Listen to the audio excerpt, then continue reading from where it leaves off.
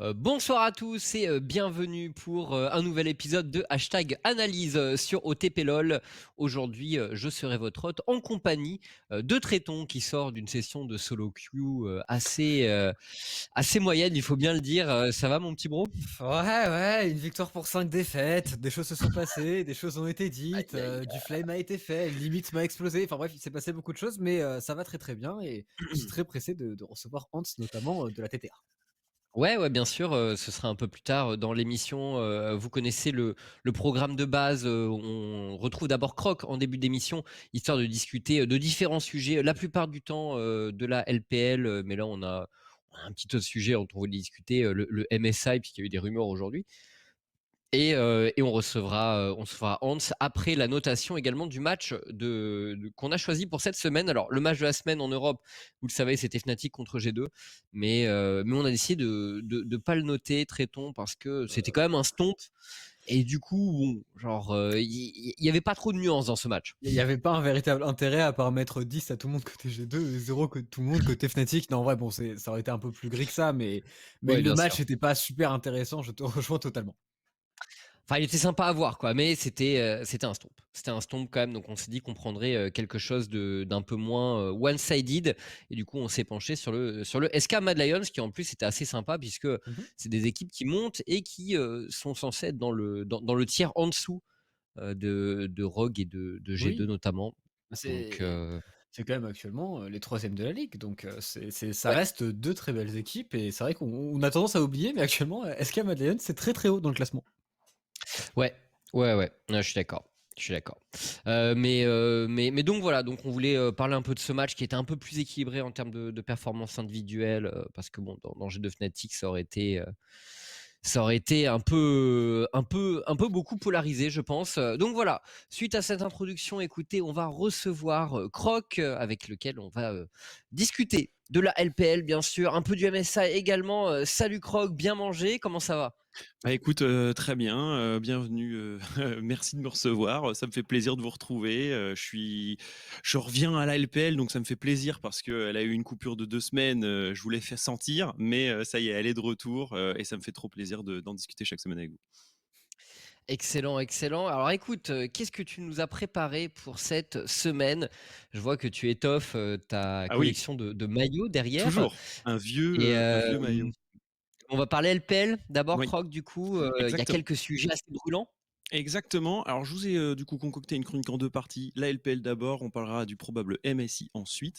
Et on commence avec cette LPL par le classement, hein. On connaît les bases ici. Le classement, c'est EDG et RNG toujours premiers. Messieurs, en 2016, c'était déjà le cas, mais ça continue la cavalcade en tête. 8 victoires, une défaite. Les vieilles équipes de LPL, celles qui ont commencé la LPL en 2015 et qui étaient déjà là auparavant, sont toujours dans le top. Même Team WE, l'ancien World Elite, fait partie de ce trio de tête. Et pour l'instant, au revoir de ce trio de tête des JDG, des FPX, des IG, des gloires d'antan, qui sont plutôt, comme vous pouvez le voir sur le classement, Invictus Gaming 10e. C'est pas forcément ce qu'on pouvait attendre d'une Après équipe bon, d'antan, mondiale. quand ils pensent, c'est plutôt les gloires d'antan qui reviennent un peu au top, là, tu vois? C'est un peu leur vengeance cette année, pour C'est vrai, l'instant. On c'est est vrai. encore tôt dans l'année. On est encore tôt dans l'année, mais ils font bonne figure et surtout, on sent qu'ils ont trouvé chacun leur formule. Même si EDG, si je vous en parle aussi cette semaine, c'est parce que ils ont connu leur première défaite de l'année face à IG. C'est assez bizarre Ah! parce que IG, c'est vraiment le monstre qui gagne contre les grosses équipes, mais qui perd contre les petites ou les plus petites en tout cas.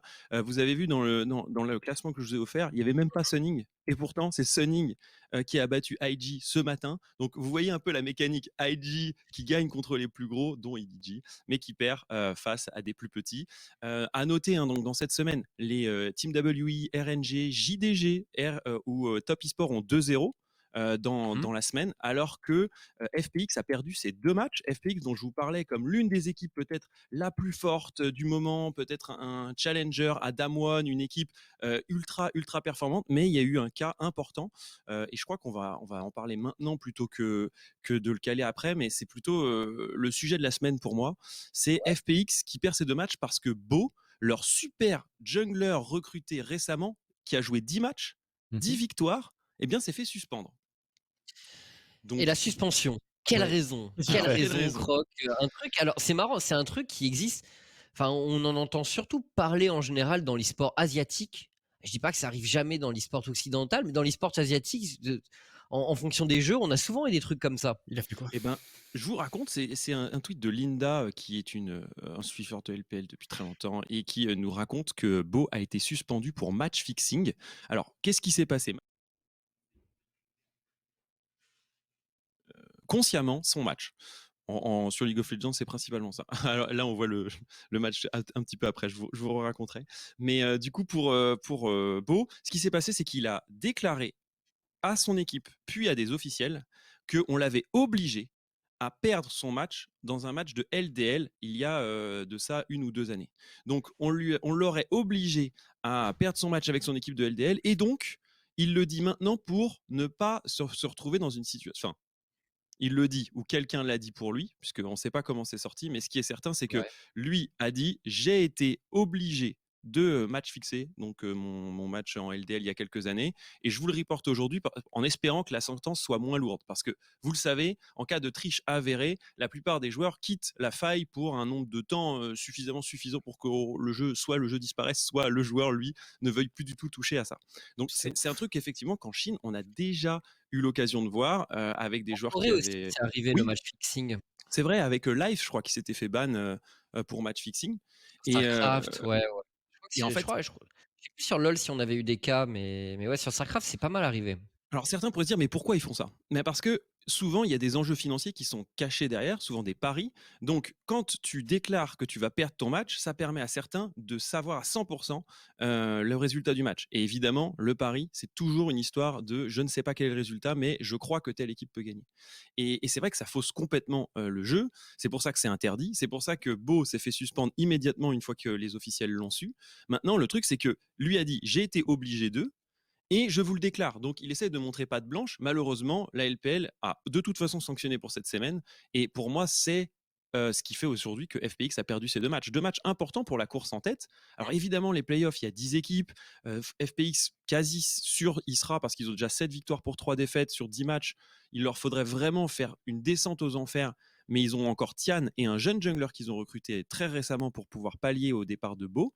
Mais évidemment, tout le monde veut revoir Beau. Beau, il n'a pas perdu un match en LPL Mais aujourd'hui, quoi. du coup, une enquête va être ouverte pour. Oui, une enquête On a a été ouverte. on a une idée de s'il y a des chances qu'ils prennent un truc plus sévère, genre parce qu'en général, quand il y a des histoires de match fixing dans l'e-sport en Asie, c'est ciao bye, quoi. Il y Genre, a, il y a 2 cas. Il y a ah bah, souvent c'est effectivement comme ça, hein. le cas Rogue Warriors où je ne sais plus quel joueur avait été sanctionné et plus jamais il sera sur un terrain.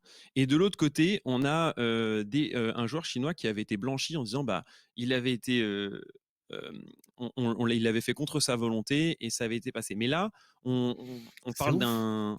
Enfin, ça reste c'est la division 2, donc certains pourraient se dire c'est obscur, ça va passer. Mais faut savoir que nous-mêmes en France, pour des joueurs qui avaient partagé des comptes ou etc., on sanctionne, hein. C'est arrivé à quelques joueurs français d'Open Tour ou de Division 2 qui n'ont jamais pu jouer de l'année. Alors après, le truc, c'est jusqu'à où va sa sentence? Est-ce que c'est pour l'année? Est-ce que c'est quelques matchs?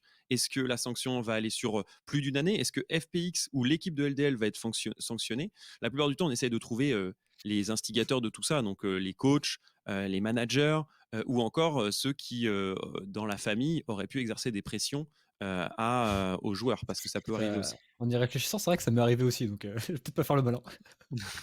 Voilà, comme quoi, même les meilleurs. Des révélations à Tu faire, veux. c'est tout? Oui, vas-y, Ouais, C'était ouais. pas toi on qui t'écoute. jouais quand tu allais sur la T3 avec le Brome? Non, non, mais c'était pas. Non, mais ça m'est pas arrivé en LFL ou en compétition officielle. C'était il y a genre 5 ans. Les qualifications pour se qualifier au Challenge France, qui était le Mhm. tournoi Ouais. officiel de ce moment-là, ça se faisait par le leader notamment. Et nous, on était avec eCorp Glorious et il y avait eCorp, eCorp tout court et nous, on était la seconde équipe. Enfin bref, je sais plus exactement comment ça se passait. Ouais, oui, Mais il y il y avait avait 2 équipes, Gentle et Glorious. Gentle et Glorious, et donc j'étais Gentle. Et nous, on était qualifiés, c'était bon. Mais pour que Glorious se qualifie, il fallait qu'ils aient une win de plus. Bon, il y avait une équipe qui était en train de bloquer, qui faisait un blocus et qui faisait que de dodge sur le leader parce que c'était à l'époque, c'était la ranked team. Et donc l'équipe qui était Mmh. seconde faisait que de dodge et empêchait les Glorious de jouer. Il se peut qu'il y ait Tréton et Trétonette qui soient rentrés dans la même game, qu'il soit passé des choses et que Riot ait dit attention, faut pas faire ça. Et du coup, ils nous ont tapé sur les doigts et ils nous ont mis. Enfin, en gros, ils ont retiré les points qui avaient été gagnés, etc. Mais ça s'est bien passé et tranquille. Ouais. Donc voilà, donc ils y sont attentifs, l'éditeur. Tu as raison de le préciser, ça peut arriver partout. Mais le truc, c'est que comme c'est en Chine, que c'est la plus grosse ligue au monde avec ses 17 équipes, et que la LDL, c'est 24 équipes, et dont les matchs sont quand même pas mal suivis, je vous essaierai de vous trouver des stats d'ailleurs sur comment est suivie la LDL, la Div 2 de la LPL par rapport à la première ligue. Mais il y a un public pour ça, et on est sur quelque chose de très structuré. Et Mmh. le truc, c'est que si tu te retrouves avec des matchs qui sont donc matchs fixés, qu'il y a de la triche, etc., ça dévalue complètement ta ligue, quoi. On en avait parlé pour Ouais. Counter-Strike à l'époque parce qu'il y avait eu effectivement un bug qui permettait à des joueurs de spectate, etc. Et dans ces cas-là, on se retrouve avec beaucoup de sponsors qui peuvent aussi quitter la ligue parce qu'elle n'est pas clean. Donc, évidemment, toute l'histoire de Beau fait un peu effet domino, et on espère qu'on aura bientôt le résultat pour le jeune jungler star de FPX qui pouvait Ouais. remplacer Tian en peu de temps, quoi. Bah, écoute, si c'était, s'il avait suffisamment montré patte blanche pour rejouer, je pense que ce serait le mieux pour tout le monde quand même, il a l'air doué. Ouais. Mais on verra. On verra. Affaire à suivre, peut-être C'est dans ça. une autre, dans un autre hashtag analyse, bien sûr. Le joueur de la semaine, Oui. Croc, on le connaît et j'en avais pas trop entendu parler depuis le début de l'année. Oui, bah, c'est un joueur que j'avais moi-même un peu critiqué dans ses premières semaines parce qu'il jouait un style de jeu assez passif. Il avait du mal à trouver son style. Faut dire que le jeu a pas mal changé sur la mid lane, et il s'était un peu adapté aux Orianna, Victor, Zoé, Syndra du début de saison. Mais on voulait le voir sur quelque chose de plus catchy avec Top Esport parce que c'est une équipe qui normalement va vite, qui déboule sur les autres lanes, etc. Et enfin, il fait une très bonne semaine avec des champions de son pool, enfin, avec un pool de champions un peu différent. Enfin, il peut décaler grâce à des Twisted Fate. Il a pris 2 Twisted Fate avec lesquels il a fait 6-2, 5-0. Et il a également joué un Sylas, et surtout celui, le pick sur lequel on a été surpris, c'est un Gragas Flex sur la mid lane, Ah un ouais. Gragas full AP. Vous allez voir ici, bon, c'est un récap du match contre E-Star. E-Star, c'est une équipe plutôt milieu-bas de classement, faut être honnête, mais ils se permettent du coup de tester ce Gragas mid rush phasique, moissonneuse. Enfin, vous allez voir. Et du coup, Oui. Méta, qui elle est-ce qui a été blind entre les deux? Je me rappelle plus. Genre, est-ce Bonne que c'était une question. réponse à 7? Je sais plus, je sais plus. J'étais pas Bon, devant si tu mon sais pas, écran c'est pas sur la grave. phase de ban, donc je me souviens plus. Et Mais regardez-le pourtant, ici, il décale, il utilise sa TP et ils vont aller kill sur la top lane une première fois, et il va y retourner. Il nous a mis quelques petits combos, dont le célèbre combo fût explosif plus le feu roulant qui était déjà préparé.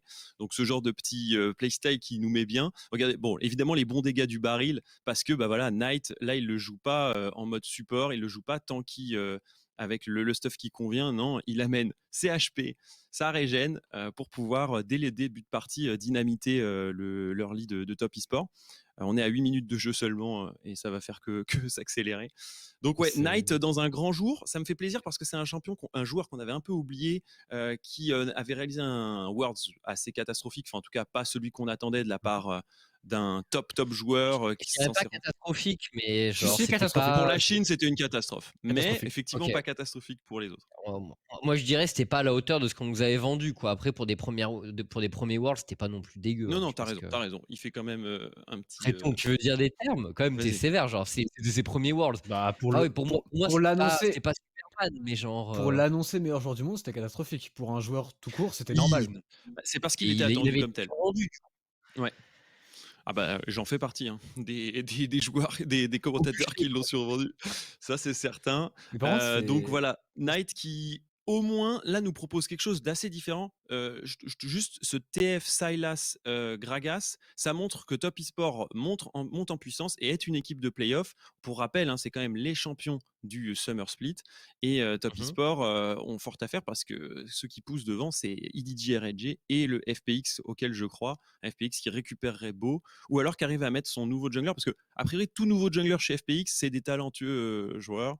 Bon là ils commencent pas sous le meilleur auspice. En même temps ils ont rappelé Tian pour le premier match, ils ont pris Beishuan, donc le nouveau jungler un peu en essai pour le deuxième match, mais ça a été 2 défaites. Donc voilà, ça, pour Top Esport j'y crois. OK. Et pour Knight aussi, il est sur la voie de la rédemption, on l'espère, pour le chevalier. OK, OK. Croc, un sujet qui te touche droit au cœur Ah oui. et qui fait écho au maillot qu'on peut voir derrière toi. Alors bon, Uzi avait déjà pris sa retraite de Oui. chez RNG, mais là il quitte la structure, enfin du jeu compétitif, pardon, mais là il quitte la structure. Exactement, et ça a été pour moi une information importante de la semaine. Un, parce qu'effectivement, il n'était plus joueur pro depuis le 19 octobre 2019, journée où le Saint Fnatic est passé face au vilain RNG. Et depuis, il n'avait plus remis les pieds sur la scène compétitive. Il avait été considéré un peu comme sub parce que pendant tout le Spring 2020, puis ensuite il s'est retiré de la scène compétitive suite à des soucis de santé, hein. Il nous avait raconté son diabète, il nous avait raconté son dos de quinquagénaire, ses mains aussi qui avaient beaucoup pris.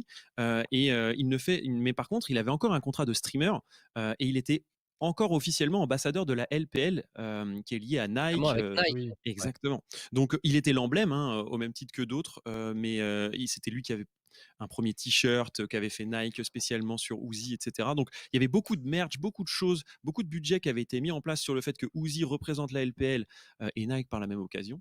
Et donc le contrat de streamer qu'il y a Uzi à RNG, Uzi qui stream quasiment tous les jours, hein, ou tous les 2 jours, Encore malgré le aujourd'hui? fait que ouais, ouais. D'ailleurs, il y Et a toutes les vidéos mais qui sont. il est pas censé, c'est pas censé être un peu plus chaud pour lui de taper des sessions de gaming à rallonge s'il Bah, stream a tous les jours, priori, genre? streamer À moins qu'il chante, tu vois? Mais je pense pas. A priori, streamer 4 heures, ça lui va. Par contre, les entraînements de OK. 6, difficile. Donc je sais pas Ouais. exactement, comment il arrive à négo, Après mais en ce vrai, qui est c'est certain. c'est plus intense quand même si tu es joueur pro que si tu stream 4 Bah, heures, quoi. et en plus, j'imagine que ce qui l'a fait craquer, et c'est tout à fait logique, c'est aussi la pression, et tu as quand même beaucoup moins de pression en stream qu'en joueur pro, 100. C'est pas la même chose sur Ah, ton c'est corps sûr. aussi. Ah, il s'amuse à Mmh. critiquer tous les plays de LPL, c'est plus simple aussi. C'est OK. vraiment plus simple. Mais bon, ça marque la fin d'une époque. Faut le rappeler, le palmarès, c'est finaliste de Worlds en S3, S4, c'est une demi-finale en 2017 et puis quart de finale en 2016 et 2018. Donc ça aurait été un très très gros client de la première décennie League of Legends.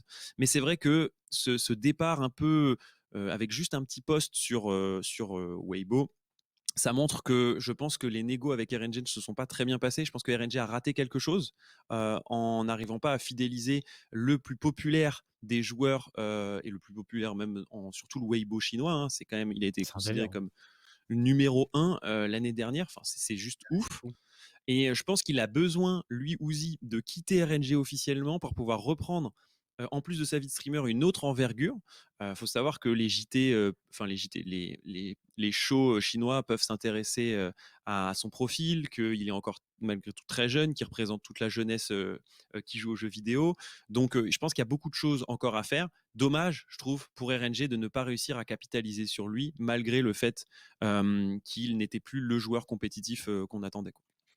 Ouais, après c'est peut-être sa volonté personnelle aussi de se détacher un peu, je sais pas trop ce qui, peut-être qu'on aura plus de nouvelles, avec le temps parce que c'est vrai que ça a pris, les gens un peu de court là. Ah, j'ai demandé à Mais, RNG, ils m'ont pas répondu. J'ai j'imagine que activé c'est un peu plusieurs compliqué, tu vois, contacts. pour eux, je Ça pense.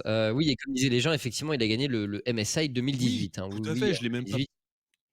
Ils étaient en course RNG pour le Grand Chelem. C'est Mais une des équipes qui oui, sort de LoL. mais arrêté, par G2 et le Grand Yarden. Et oui, et oui, c'est vrai, ils virent Et Yarnan. par Wunder, mec, ce BO de Wunder, cette Et cabine Perse sur Akali. hyper J'étais c'est tellement en sang, sachant qu'RNG, c'était vraiment les favoris de ce tournoi, quoi. C'est fou. ouais, ouais. Donc voilà, ça c'était pour l'histoire, parce que Uzi, bah, on en entendra moins parler en Occident, je pense, dans les prochains mois, du fait qu'il ait quitté aussi RNG. Et je suis très étonné parce que, juste pour vous donner une idée, mais RNG, quand il y a un joueur qui part officiellement, il y a une célébration, il y a un feu d'artifice au stade. Quand Zitai a pris sa retraite, mais il y a eu 4 soirées coup sur coup. J'imagine que le champagne était sabré tous les soirs, quoi. Enfin, vraiment, c'était euh, incroyable, quoi. Et là, rien du tout. Pas un Ah message. ouais? Non, Ça s'est RNG a même peut-être pas tweeté. passé Ah, il y a eu dans un il y problème, il y a a un problème. on a dû être un peu en froid, hein. Ah Bon. bah, Après Uzi, il avait déjà quitté, l'équipe à une époque, donc oui, c'est Ouais, vrai. mais il avait déjà eu des problèmes, bon il y a et forcément un souci. C'est pas ouais, possible mais je suis que d'accord, il y a un tout le monde truc, il y a un même truc. s'en va et il se passe rien. Bon, Voilà. Ouais. On en saura peut-être plus dans les prochains mois. Je on va suivrai voir. ça avec attention, évidemment. Ça reste un de mes joueurs préférés, mais là, bon, il est parti pas sous les meilleurs éloges, on va dire. Ouais. Bon, ben, on verra si on aura plus de nouvelles, bien entendu, Mmh. pour tout ça. C'est fini pour la LPL. On va rapidement parler du MSI Croc, puisque rien d'officiel encore, mais un petit leak quand même qui laisse penser que ça devrait avoir lieu. Oui, c'est sorti ce matin, sur le site officiel de LoL Esports Media, puis retiré par la suite. Alors j'ai eu le temps de prendre la capture, de l'affiche, Ah, potentielle. Le l'investigateur crack. Croc. Voilà, hésitez pas à aller regarder mon profil régulièrement, il y a des trucs comme ça qui tombent. Non, non, en vrai, là, j'ai eu de la chance parce que je suis tombé pile poil au bon moment où ça sortait, et je pense que le Il a mec, réveillé tout. voilà, exactement. Le mec aux articles, il s'est dit: «Attends, attends, mais ça devait pas sortir aujourd'hui». C'est possible que ce qui a été sorti n'est pas la totale, réalité, mais en attendant, ce qu'on voit ici, c'est, une vue de Reykjavik. Reykjavik, ça se situe en Islande, Islande qui, par, sa distance avec les autres pays européens et américains, a, eu, un événement, a eu une pandémie, un petit peu, réfrénée, parce qu'il y a C'est une moins, petite population, voilà, petite 300 000 population. personnes, Ah, ils sont assez Exactement. isolés. Et du coup, ça pourrait être le lieu, et le territoire du MSI 2021. On sait que Riot, tout comme les Worlds, organise un autre événement à la mi-saison. Il avait été annulé l'an dernier suite au Covid, qui était juste au moment où, on pouvait organiser ce genre d'événement. Interdiction, et même, ça aurait été débile de réunir toutes les équipes à ce moment-là. Là, on sent qu'avec les Worlds, ils ont l'expérience d'une première bulle où ils peuvent accueillir les joueurs, essayer de les mettre dans des bonnes conditions. Et il semblerait que ce soit le lieu qui accueillerait les tenants du titre de chacune des régions majeures de League of Legends pour le printemps. OK, intéressant parce qu'on n'était même pas sûr qu'il y aurait un MSI, traitons. Moi, ma seule question, c'est la connexion. Comment ça se passe?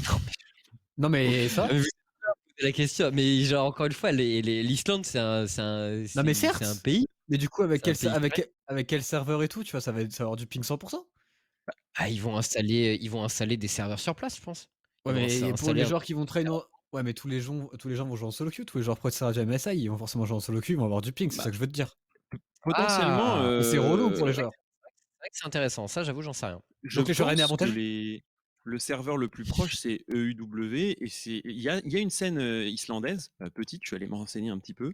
Il y a Ouais. pas de joueurs, connus islandais qui jouent sur le territoire européen, mais il y a eu quelques petites équipes, et donc j'imagine qu'ils jouent sur le serveur européen. Mais Oh, c'est effectivement, il y a sûr. un ping qui sera le même pour tout le monde, tu me diras, mais ce sera, à mon avis, un peu chargé. Après, il y aura toujours des, entraînements, que font les équipes les unes contre les autres, si elles se facent pas, sachant que le format peut le permettre. Mais c'est vrai que j'ai l'impression qu'il faudra se baser beaucoup sur les acquis, de chacune des régions victorieuses, parce que, je pense qu'il faudra Je partir vais, le plus tard possible. je vais juste expliquer pour les gens. Je n'étais pas en mode en Oui, vas-y. disrespect de l'Islande, ils ont pas de connexion. Je sais très bien que c'est de la connexion, merci. Mais c'est juste par rapport au serveur. C'est comme la Turquie avec l'Europe Ouest, ils ont 62 ping. C'est pareil, c'est le même souci. Ouais. Et c'est Non, typiquement mais ce qui c'est se une question passe. légitime. C'est exactement ce qui se passe en Amérique. Tous les joueurs jouent avec 62 ping et ça crée de vrais problèmes. Et techniquement, en tout cas pour la solo queue, les joueurs américains, ils vont beaucoup moins tilter. Et je vous assure que tous les Coréens, enfin les 5 Coréens, du coup, s'ils y vont en Islande au MSI, qui vont arriver, qui vont jouer sur serveur européen avec 62 ping, bah vous les verrez dans les solo queues et vous verrez qu'ils vont péter un plomb. Attends, est-ce que du coup tu voudrais dire, Tréton, que c'est un buff pour les Américains, ce MSI? Bah en vrai, Peut-être. pour la solo queue, oui, et c'est un buff pour les Européens parce que ça veut dire qu'ils vont peut-être jouer sur notre serveur et ça met bien aussi. Ah là C'est là. possible, ouais, ça pourrait être un bon moyen, d'aller se farcir des joueurs, de toutes les nations. C'est aussi l'occasion. On se rappelle parce Oui, on n'a pas eu de MSI en 2020, Croc, mais le format 2019, c'était quoi? ouais. Bon, parce qu'a priori, on sait pas si ça va changer, hein, bien entendu, mais on voulait revenir sur ce qu'il a été par le passé. Alors, le format 2019, il avait déjà été, suffisamment différent par rapport au format précédent pour que je vous le rappelle. Donc le format 2019, c'est 4 équipes qui avaient été invitées, 13 équipes au total, vous le voyez ici, qui réunissent toutes les régions de League of Legends, avec donc, une phase de play-in qui réunit, vous allez le voir, plein de, régions. Ah oui, c'était à Ho Chi Minh, on se souvient, ce MSI 2019. Voilà, 8 teams, donc le Brésil, les pays russes, l'Océanie, les pays d'Amérique latine, la Turquie, le Vietnam, etc., étaient tous balancés en play-in. De là, il y avait 2 poules, qui les accueillaient. On en sortait quelques équipes, je crois que c'était une, qui se Mmh. retrouvait face, à la LMS et aux États-Unis, aux Américains de LCS, puisque en fait, c'était des équipes qui étaient un peu en balance, qui n'étaient pas vraiment des play-in, pas vraiment des équipes invitées. Il fallait quand même qu'elles passent une sorte de barrage. Mhm. Donc vous le voyez là, c'est les poules, hein, donc toutes ces équipes vont se jouer. Alors, je me souviens plus. Oui, voilà, c'est ça. LCS plus LMS, qui sont un peu les guest stars de ce play-in et qu'on attend en group stage. Vous voyez qu'en group stage, il y aura la LCK. Il y avait Il y également. avait, Il y avait la LCK, il y avait la LPL, il y avait les Européens. Et il y avait 3 places à prendre pour finir ce group stage. et on devrait retrouver les équipes vietnamiennes aussi dans cette compétition, enfin, à moins qu'elles soient interdites de sortir du pays, parce que finalement, la situation internationale, est-ce que, enfin, qu'est-ce qu'on en pense? Parce que c'est pas comme si l'épidémie allait beaucoup mieux au niveau mondial. Tu as raison, il faut que On en chacune des pense. équipes On n'est pas sûr quand même, hein. valide Après, son ticket, et je pense que beaucoup seraient ravis de participer, mais il faut encore que les pays ou les gouvernements donnent leur aval. On l'avait vu pour le Vietnam, interdiction en 2020 de participer au championnat du monde, qui était pourtant pas si lointain sur la localisation, mais ils étaient obligés d'avoir une quarantaine au début, puis en revenant. Je crois qu'ils pouvaient même pas rentrer dans leur pays avant un bout de temps, donc les Vietnamiens avaient annulé leur participation au Worlds. Peut-être qu'on n'aura pas de 12 ou 13 équipes comme on l'avait eu pour le MSI 2019. en tout cas, C'est une des questions. je trouve ça smart de le faire en Islande parce que j'ai un diplôme en géopolitique. Je viens de taper Islande Covid sur Google et ça a l'air d'être fine. Et honnêtement, je pense que c'est très très smart de le faire dans un terrain où justement il y a très peu de Covid, etc. Et j'imagine que ça a été bien réfléchi par Riot. Enfin, j'espère en tout cas. Ouais, territoire Il où y il a, faut il 5 y a- jours de quarantaine. ouais. Du coup, on va envoyer qui là-bas, messieurs? Ah bah oui. Pour la Corée, pour l'Europe, qui est-ce qu'on envoie? Alors côté Chine, moi j'espère RNG dans son grand retour pour aller défendre le titre 2018. Mais si RNG n'y va pas, j'aimerais bien voir Top eSport dans une deuxième phase, parce que je pense qu'ils ont besoin de prendre de l'XP. Ou FPX, parce que je pense que Super Dwinby qui nous joue tout et n'importe quoi sur la mid lane, ça reste hyper fun pour un tournoi de mi-saison, et ça montre qu'ils sont sur une stratégie qui peut être un peu différente que le reste du monde, quoi. Donc voilà un peu Ouais. les tenants pour moi en LPL. Ouais, la Corée, le plus logique, ce serait quand même qu'on ait Damwon. Damwon, et pour l'Europe, traitons G2 forcément en favori, mais on en discutera un peu avec Hans tout à l'heure. Il y a Rogue a des envies aussi, je pense. Ils ont envie. Maintenant, en réalité, si on est objectif, je pense que G2 est quand même très clair favori. Ils sont attendus là-bas, on est d'accord à ce niveau. On verra bien, mais je pense que celui qui est quasiment sûr, honnêtement, je serais très étonné que ce soit une autre équipe que Damwon pour la Hmm. LCK. DRX. Euh, DRX, Ah, mais même DRX, hein. toujours. Je pense que la cote va être plus contestée à la fin de l'année, mais là, au Spring, je serais surpris quand même que ce soit une autre équipe que les Damwon. On verra bien. De toute façon, il reste encore pas mal de matchs dans les différentes ligues. Croc, merci beaucoup d'être passé nous voir et d'avoir échangé sur tous ces sujets avec nous. Merci pour ton point LPL, bien entendu. Et on se retrouve la semaine prochaine. Exactement. On se retrouve la semaine prochaine ou dès demain pour plus de Division 2. La Division 2, tous les lundis et mardis dès 18h, hein, comme les autres ligues compétitives, avec de beaux matchs encore et des révélations petit à petit. On commence à avoir des pépites émerger au fil des semaines. Donc venez suivre l'émergence de la nouvelle génération de joueurs professionnels de League of Legends. Passez une bonne soirée Complètement. les gars, et faites un bisou à Hansama. Il m'a dit tout à l'heure en stream, je vais tout faire pour aller au MSI, donc allez le cuisiner sur le sujet. Merci. Ciao ciao, Merci, bonne Croc. Merci. semaine. À la Et donc voilà, c'était la partie discussion focus de Croc. Donc on va pouvoir passer à la notation du match de la semaine. Pour les gens qui se posaient la question pour le MSI, effectivement, on le diffuse pas sur OTP cette année. On espère bien que les choses seront différentes l'année prochaine, mais pour cette année, ce ne sera pas là. Donc si le MSI a lieu et si ces leaks vont au bout, ce sera pas chez nous. Voilà, voilà. Du coup, passons au match de la semaine qu'on a choisi, Tréton. T'inquiète, Tréton, ça te permettra de prendre des vacances un peu aussi, hein.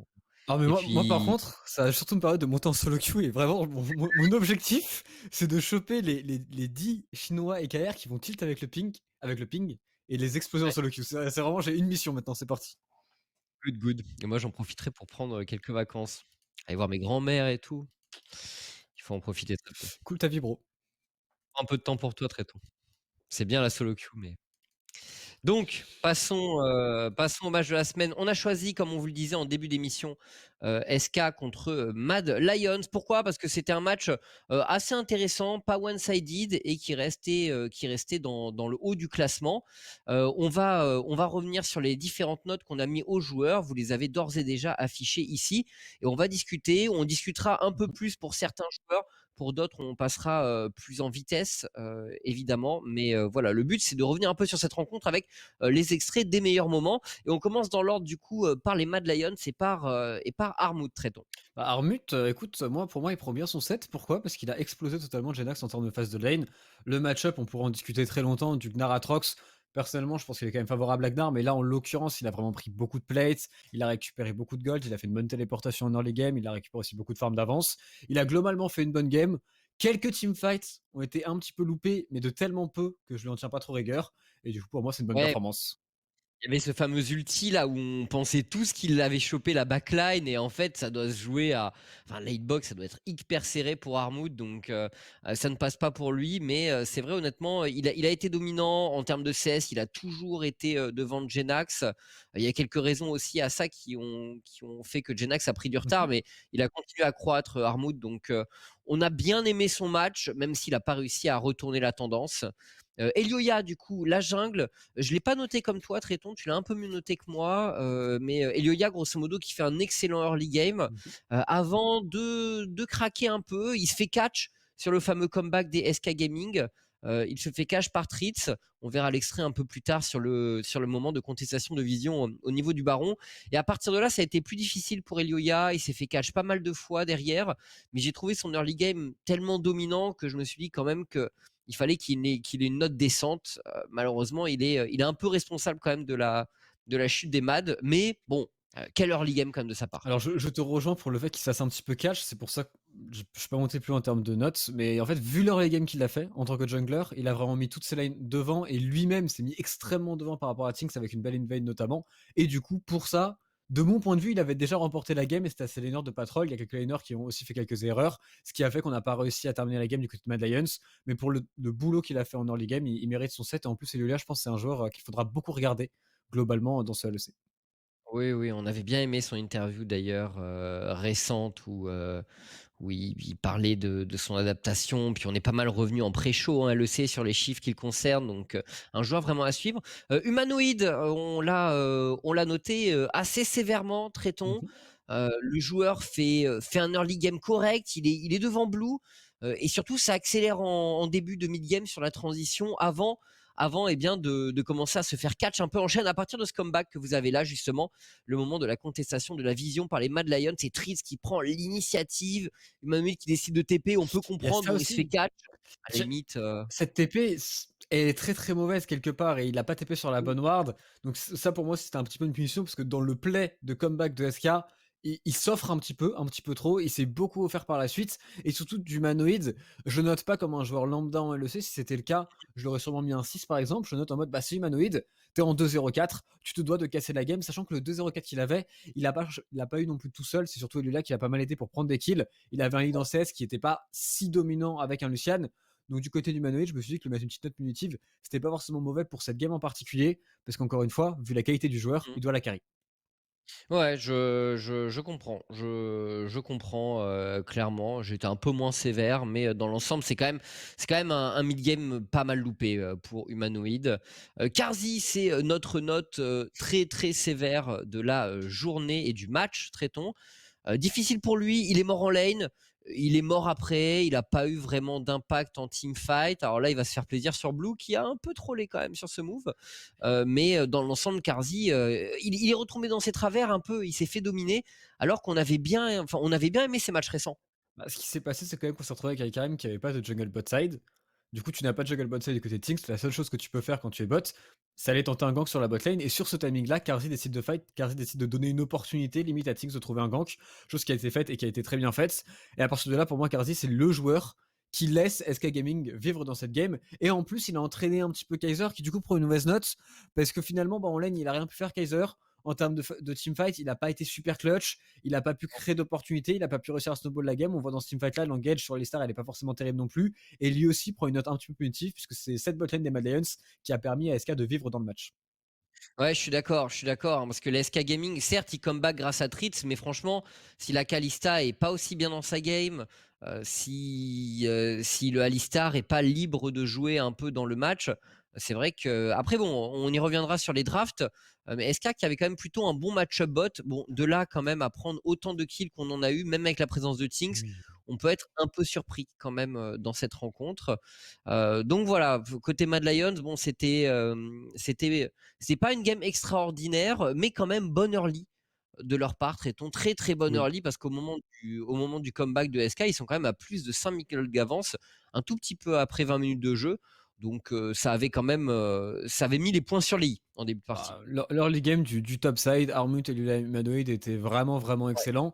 Et du coup, du côté de Genax, certes, on a fait de bons teamfights, donc il prend son 6 pour ça, parce qu'en late game, il a vraiment su être utile, et il a quand même su tenir sur le top side. Le problème, c'est qu'il a eu besoin de tenir sur le top side, parce qu'en 1v1, il s'est quand même fait pas mal malmener, même s'il a dû téléporter pour aider sa bot lane.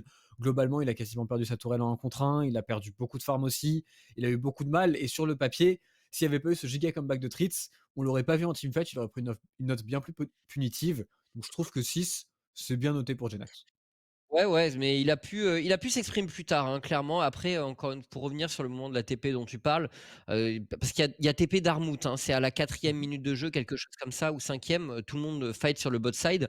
Et c'est un moment où en réalité Genax TP alors que sa wave est en train de bounce et donc de retourner vers Armut, mais elle le fait lentement et le temps du play, Armut peut revenir et il se retrouve avec une bonne quinzaine de CS d'avance en récupérant la wave qui crash. Donc bon, c'est pas chance là-dessus, mais dans tous les cas, on n'est pas fan aussi du choix du Picatrox.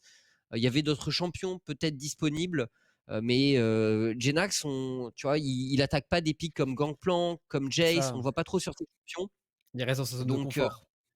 ouais, donc on peut comprendre. Je pense pas non plus que Atrox soit horrible contre Gnar, mais il y a plus efficace a priori. Et comme tu dis, c'était un peu le pic confort. Heureusement, il a pu un peu briller en teamfight et on voit notamment sur celui-là où il prend Carzio en 1v1 sur le side. Tinks, le jungler DSK qui a été pas mal malmené. Je voulais rajouter aussi sur le Genax, gros écart au farm tout au long de la game, ce Mhm. qui a continué à s'accroître. Il Et a du pris coup, 100 bon, CS à un moment, donc pas terrible, mais heureusement, il a joué en teamfight quand même. Et il nous a montré que mécaniquement sur Atrox, bon, on le voit d'ailleurs en 334 à 238 là, entre les deux top laners sur ce moment du match à 38 minutes.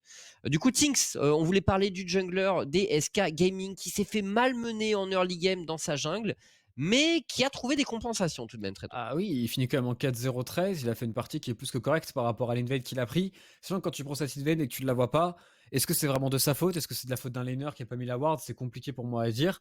Et le fait qu'il ait bien réagi en gankant botlane, même si c'est Karzi qui a laissé la fenêtre ouverte, pour moi, ça mérite son set, sachant qu'il n'a pas non plus totalement crumble dans la game, il n'a pas donné de kill, surtout par rapport au fait qu'il était assiégé en permanence par les Madden dans les games.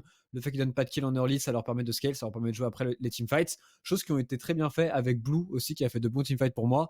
Et du coup, les deux prennent un set et prennent la même note parce que leur game était relativement similaire. Ouais, bah je prends la même tendance que toi, mais un peu en dessous, parce que je trouve quand même qu'ils sont dans l'ensemble, Tritz a tellement fait le travail dans cette game que, enfin la bot lane et Tritz particulièrement que j'ai du mal à mettre des notes se rapprochant de lui pour le reste de la carte. Mais ouais, Tinks qui met des bons ganks effectivement, mais qui se fait quand même pas mal outclass honnêtement par Elioya. Vraiment à 20 minutes de jeu, il y avait une grosse jungle diff. Maintenant, c'est vrai qu'il a mis des bons ganks sur la bot lane et que ça a vraiment permis à Tritz et Jésus de snowball un peu plus une situation qui commençait déjà à être intéressante pour eux, on le voyait. Blue, bon, il avait un match-up qui était, c'est censé être fine, victoire contre Lucian, mais tu peux pas non plus gagner. Mhm. Vraiment, a priori, et tu scales bien. Il s'est fait catch, hein. Enfin, Blue, j'ai pas trop aimé le moment. Il a un peu overcommit sur le top side pour essayer de Sous la finir. T2, Ouais, ça m'a un peu trigger. la Mais fougue. bon, après, ouais, ça a pas non plus été dramatique. Et je trouve qu'après, à part ça, en teamfight, il a plutôt bien tenu son rang. Il a mis ses spells. Il a mis pas mal de dégâts. Voilà. Mais bon, il n'a pas été le moteur, je pense, de l'équipe dans cette game Blue, même s'il a pu répondre présent à des moments importants. Jésus, explique-nous cette note, traitons. Ça a beaucoup fait réagir les gens. C'est quoi ce 11? Bah, TTA, donc il prend J'avais son dit que 11. c'était pas 10. tu mets pas de 10. Bah, je mets pas de 10, j'ai dit dès le début que la performance parfaite n'existait pas. Par contre, Jésus existe et Jésus, du coup, il prend son 11 à absolument toutes les games, qui sont en 0-15, qui sont en 15-0. Moi, il prendra son 11 et pour en parler un petit peu plus logiquement et intelligemment, en réalité, je pense qu'il a fait une bonne game. Je pense qu'il aurait peut-être dû être un peu plus présent avec l'avance qu'il a eu en early game. Il aurait peut-être dû un peu plus snowball. Il s'est fait aussi one shot dans la teamfight. Mais à côté de ça, sa phase de lane était vraiment très clean. Son mid-game, on sentait qu'il était moteur dans l'équipe avec Tritz, qu'ils essayaient chacun de trouver un peu d'engage de ci, de là, et ça reste une bonne game, et globalement, il fait des bonnes perfs en LEC. Ouais, je te rejoins. Bonne game de sa part.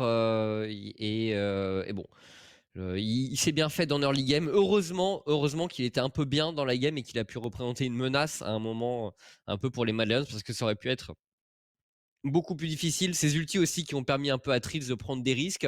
Parce que justement, Tritz, parlons-en, le métronome DSK Gaming dans ce match, traitons l'artisan du comeback. C'est- Quasiment tous ses combos ont amené à des kills.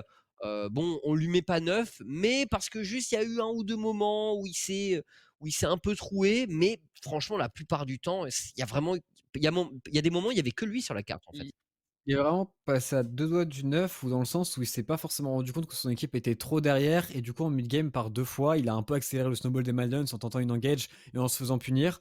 Mais Tritz a vraiment super bien joué. Si vous avez pas eu la game, je vous conseille vraiment de l'avoir, ne serait-ce que pour apprendre à jouer Alistar avec Kalista. Il joue vraiment bien les limites, c'est lui qui a engagé quasiment tous les teamfights, et tu sens que c'est lui le meneur de jeu pour SK Gaming. Tout à fait, je te rejoins complètement. La draft des deux équipes. Alors, pour ceux qui écoutent en podcast, donc, vous les voyez pas, mais Mad Lions qui avait joué avec Gnar, Lilia dans la jungle, Lucian mid lane, Kai'Sa et Nautilus sur la bot lane. Ce qu'on peut noter, c'est ils ont pris pas mal de gros blind pick, dominants les Mad Lions. J'ai beaucoup aimé, j'aime beaucoup le combo Lucian Lilia, qui est en général la marque des grandes équipes. C'est pas joué par des équipes de milieu bas de tableau en général, ce duo, Oui, parce que ça peut être très dominant, mais ça demande aussi de la maîtrise. ah, c'est joué quasiment que par G2 en Europe. Il y a les Rocs qui le testent Les un petit Rocs, ils ont- peu avec Lucian. Et globalement, leur draft, elle est extrêmement bien équilibrée. Parce que même sur la botlane, on parle d'un bon duo en mid-jungle. Mais Nautilus contre Kai'Sa sur la botlane, c'est aussi une très bonne lane. Ça permet normalement de snowball. On voit les drafts ici. Et globalement, celle de Mad Lions, il y a du top tier absolument partout. Même le Gnar, c'est un excellent champion. Donc moi, Pas Nautilus quand même, mais avec mais ça va Kai'Sa, bien avec Kai'Sa. pour moi, ça rentre un petit peu dans les cases top tier, donc c'est vraiment une très très belle draft. Maintenant, le problème, c'est qu'elle n'est pas forcément facile à exécuter. Là où la draft de SK Gaming, elle est facile à exécuter seulement si tu atteins le late game. Le truc, c'est que pour atteindre le late game, certes, Victor, c'est un bon pick contre Lucian, et Karim, c'est un bon pick contre Lilia. Maintenant, quand tu regardes le 2v2, tu n'es censé avoir aucune chance, en tout cas en early game. Ouais, complètement. On n'était pas grand fan également du pick Atrox, on le disait dans la note de Genax, mais voilà, on a des joueurs sur la planète qui sortent des Gangplank, qui sortent des Jace contre Gnar et qui peuvent être dominants sur ce genre de pick. Le Gnar était annoncé un bon moment avant et Atrox, on a été un peu déçus par le fait qu'on ait l'impression que Genax juste rentre dans sa zone de confort et n'est pas plus développé son champ pool, je dirais. Ah, c'est ça, un Gnar qui est blind pick, on a envie qu'il soit puni, que ce soit par du Jace, par de la Irelia, ou qu'il y ait quelque chose qui se passe sur le top side. Ça n'a pas été le cas, et Genax pour le moment il performe bien quand il est sur Atrox, mais on attend de le voir sur d'autres champions, et surtout qu'en plus du côté de Mad Lions, bah du coup tu peux t'y attendre. Tu sais que tu vas avoir un truc sur la top lane et tu peux déjà préparer ton plan de jeu en fonction. Ouais.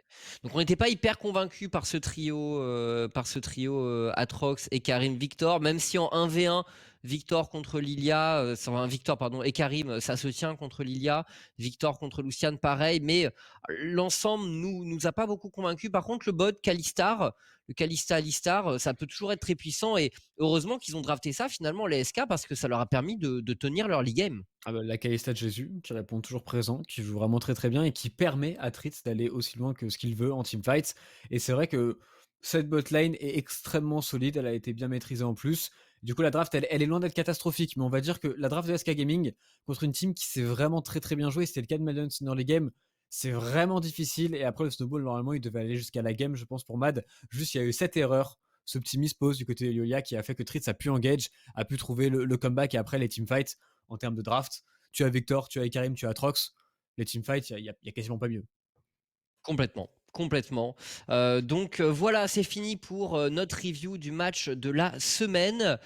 Écoutez, vous êtes de plus en plus nombreux sur le stream. Vous voulez voir Hans, ça tombe bien. Il va bientôt arriver. On fait une petite pause de 5 minutes et on revient avec Hans et on échange avec lui jusque vers 22 h à peu près. On se met en place avec lui et on est de retour. Restez là, la hashtag analyse, ça continue jusqu'à 22 h. Et nous sommes de retour pour hashtag analyse. Deuxième partie donc. Et on reçoit Hans Sama, chose promise, chose due avec Tréton. Hans, Hans, tu peux apparaître. Et Oh, voilà, c'est parfait. Salut salut. Hans, comment ça va? Salut, ça va bien et vous? Écoute, Ça roule, ça roule, ça roule. Tréton, je sais pas, parce qu'a priori, il perd en solo queue, toi tu gagnes. Bon, c'est la Ah. différence entre un joueur pro et un joueur pas professionnel, hein. c'est vrai que la solo queue c'est difficile, mais très content de t'avoir Hans pour discuter de plein de trucs, c'est grave cool. Ouais, c'est tout mon plaisir. Merci de m'avoir invité. Ça sera fun. Ouais, ouais, ça va être sympa. On a préparé pas mal de petits sujets sur lesquels on veut échanger avec toi. Alors, on va commencer. On veut parler de ton parcours chez Rogue notamment, parce que je pense que bon, les gens connaissent un peu ton parcours jusqu'à cette équipe, toute l'épopée Misfits, tout ce qui s'est passé, etc. Mais c'est vrai que ça fait 2 ans que tu es dans le projet Rogue et c'est un projet qui évolue beaucoup depuis 3 ans, même avant que toi tu sois arrivé, c'était une équipe qui était déjà assez intéressante. On a senti la progression d'année en année, je dirais. Donc on voulait revenir un peu sur ton arrivée à toi dès 2020 et sur la mise en place de l'équipe, parce qu'au début, vous étiez une équipe qui c'est vrai, était considérée comme assez forte, mais qui avait surtout un style. Tu vois, on vous voyait drafter surtout du late game beaucoup. On vous voyait beaucoup aller à ce moment de la partie. Et peut-être que vous n'aviez pas la proactivité que vous pouvez avoir maintenant. Donc, je voulais savoir un peu ce fameux playstyle late game que vous avez beaucoup joué en 2020. C'était pour quelle raison que vous êtes beaucoup resté dessus, finalement, de ton point de vue? Est-ce que c'était une bonne façon de faire progresser l'équipe, de lui apprendre des fondamentaux, de lier les joueurs? Est-ce que vous voyez jouer que de cette façon? C'était quoi les raisons qui vous ont poussé à quasiment jouer ce space style toute l'année? Parce qu'il y a une évolution à la fin, on en parlera.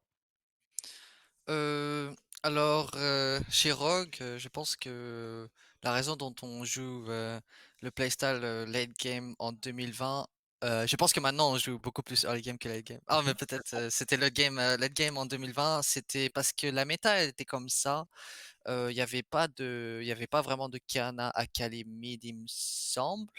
Et du coup, le late game, ça fonctionnait bien. Et surtout que moi, je trouve que les joueurs qu'on avait, genre moi, Larson, Inspired et Vander, on est des joueurs qui préfèrent jouer sans risque, on va dire. Mmh. Sans, juste des très bons risques, genre des risques où tu auras toujours un avantage, genre à 100%. On prend pas les risques à 50-50. Je pense que c'est un peu une mauvaise chose à faire, mais on a appris avec l'expérience des Worlds qu'il fallait prendre plus de risques que ça. Du coup, nos games, ils étaient beaucoup plus rapides cette année, je trouve, et aussi la méta aussi. Enfin, la méta avec les nouveaux items, tu snowballs un peu plus facilement en termes, de mon point de vue, genre AD Carry, ça, c'est devenu un peu broken en 2021. OK. C'est bien parce qu'on va en parler un peu plus en profondeur, je pense, dans la méta. Les gens ont un peu envie de savoir, puisque je pense que tu es un des joueurs qui a construit une très grosse base de knowledge. Je sais que tu en parles un peu dans tes streams de ta progression à ce niveau. Pour 2020, du coup, de ton point de vue, qu'est-ce qui a été créé dans l'équipe? C'est quoi les fondamentaux qui ont été acquis? C'était quoi les synergies qui fonctionnaient bien dans votre équipe? Les synergies qui me fonctionnaient bien en 2020, on avait une identité très spécifique chez Rogue et je trouve que les coachs, ils ont bien analysé quelle est la façon dont on joue le mieux et l'image de notre team, la façon dont on gagne le plus, c'était qu'on draftait une botlane où on avait du pouvoir, du Mhm. playmaking en fait, pas que du full scaling. Moi, j'étais beaucoup sur des Senna, des Aphelios, des Mhm. botlane qui étaient forts quoi, pas vraiment de Ezreal, pas vraiment de, full scaling. Tu fais rien dans la lane. Du coup, notre identité, c'était beaucoup plus, sur la bot lane en early game qui faisait quelque chose et ensuite ça a aidé pour la macro parce que moi j'ai toujours été fort au niveau de la macro, surtout avec la knowledge que j'ai eue chez Misfit et c'était chaud quand même. Et du coup, comme j'étais fort en termes de knowledge, c'était facile si j'ai une bonne lane de snowball la map. Et du coup, c'était l'identité de la team et on était plutôt vers le scaling au niveau mid et au niveau jungle plutôt farming. Et c'est ce qui marchait à chaque fois et on prenait beaucoup de games dans la méta en 2020. Et je pense que là, c'est similaire, mais moins ça. Je trouve que on joue mieux autour du mid et autour du top. Enfin, on Mhm. dit beaucoup que c'est weak side top, mais je pense Mhm. que maintenant, Trimby, par rapport à Vander, c'est un gars qui donne beaucoup plus de pouvoir au mid jungle. Vander, il préfère beaucoup plus rester en bot lane. Et Odo, c'est un gars qui est super fort sur sa lane, il est très stable et je pense qu'on a pu montrer des choses nouvelles en termes d'identité et c'est super. Pour rester un peu sur 2020, donc en termes de saison régulière, ça a très bien fonctionné pour vous, ce playstyle late game. Ça n'a pas forcément aussi bien fonctionné en termes de playoffs. Qu'est-ce que vous avez appris des playoffs en termes d'équipe? Le fait de jouer des BO5, c'est quand même très différent. Comment ça a été approché? Et qu'est-ce que du coup vous risquez de peut-être reproduire comme bonne chose que vous avez fait l'année dernière, cette année, puisque les playoffs sont déjà quasiment sécurisés pour vous? Elles sont sécurisées même. Ouais, ils sont sécurisés. Ah, bravo. Ouais, je me rappelle du playoff 2020, on s'est fait massacrer par Fnatic parce que on a toujours été mauvais, on va dire, en méta ryth. Non, pas mauvais. On était un peu plus tard que les meilleures teams.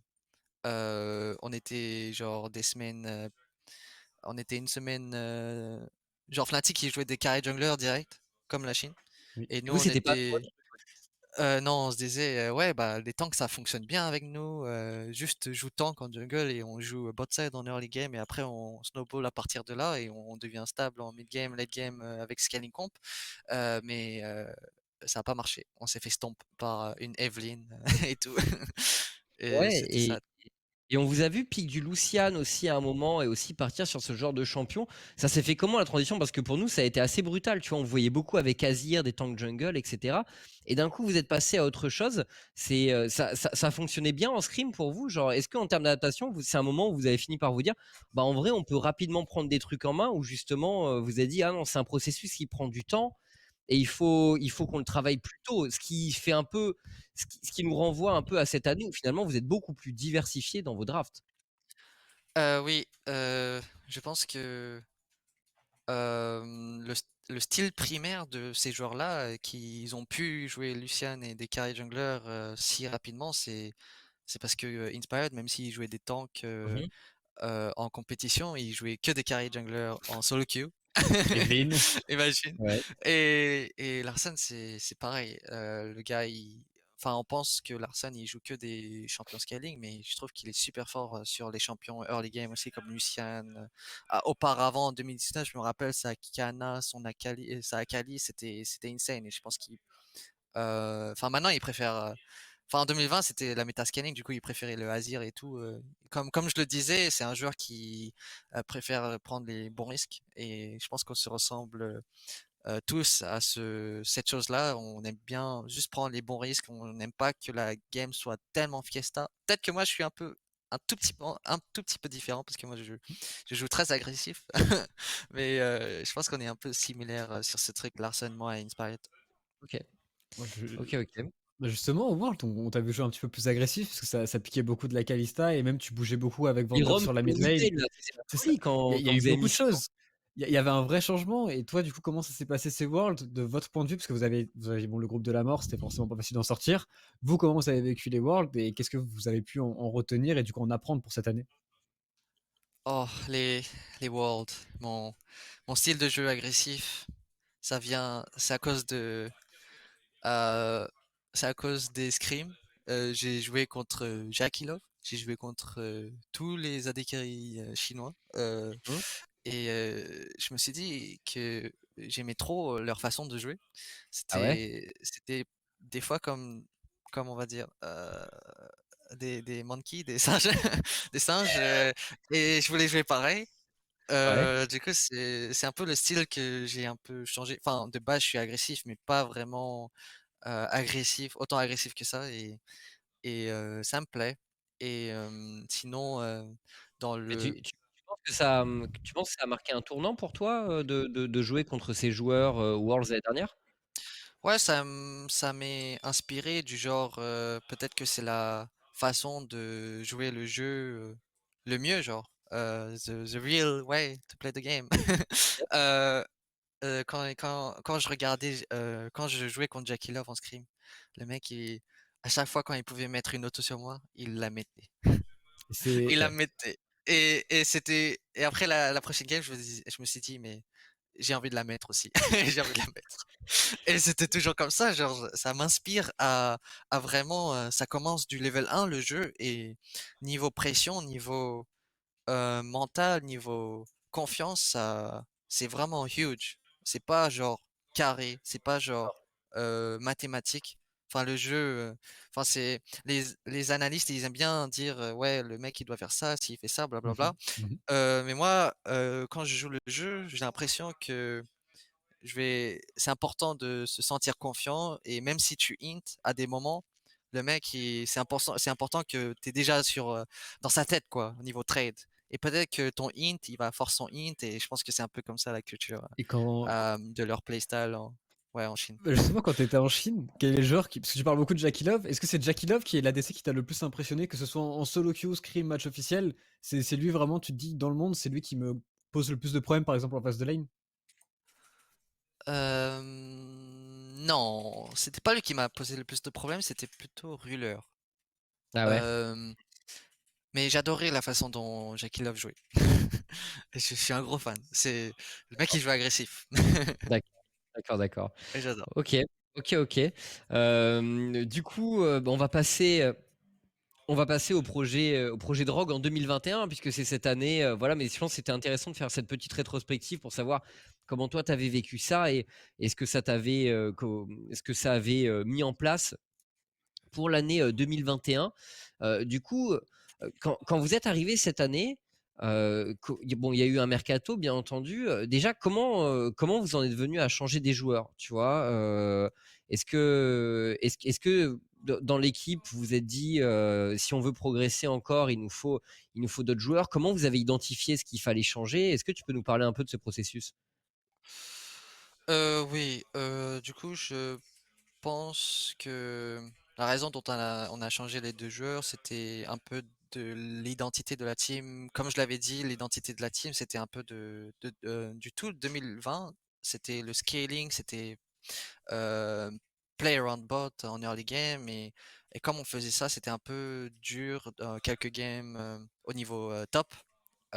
C'était un peu moins stable parce que je pense que Finn, c'est un joueur qui est fort si tu joues autour de lui, mais Mmh. on ne pouvait pas jouer autour de lui, ça ne fonctionnait moins que quand on jouait autour du bot. Et quand on jouait autour du bot, nos games semblaient plus faciles. Et aussi, c'est la méta, c'est un peu Mmh. la méta tous les années, jouer autour du bot parce qu'il y a deux personnes, et après il y a les ralds, ils ont mis les ralds. Depuis qu'ils ont mis les ralds, le bot doit toujours aller à les ralds, je sais pas. Et c'était, je pense que on voulait changer pour avoir je sais pas, un top laner plus expérimenté, parce qu'on voulait aussi monter le rookie support de l'académie au LEC. Euh, Et je du coup, pense que moi, vous avez dit, il faut une dose d'expérience pour compenser ça. oui, je pense que c'était le mindset, enfin du point de vue de l'équipe. Je pense que enfin, j'étais pas en mode ouais, je veux qu'on prenne ce top. C'était plutôt la décision des coachs et tout. Moi, j'étais en mode, ouais, je regardais des VOD niveau de mon support parce que, enfin, c'est important, c'est mon partenaire.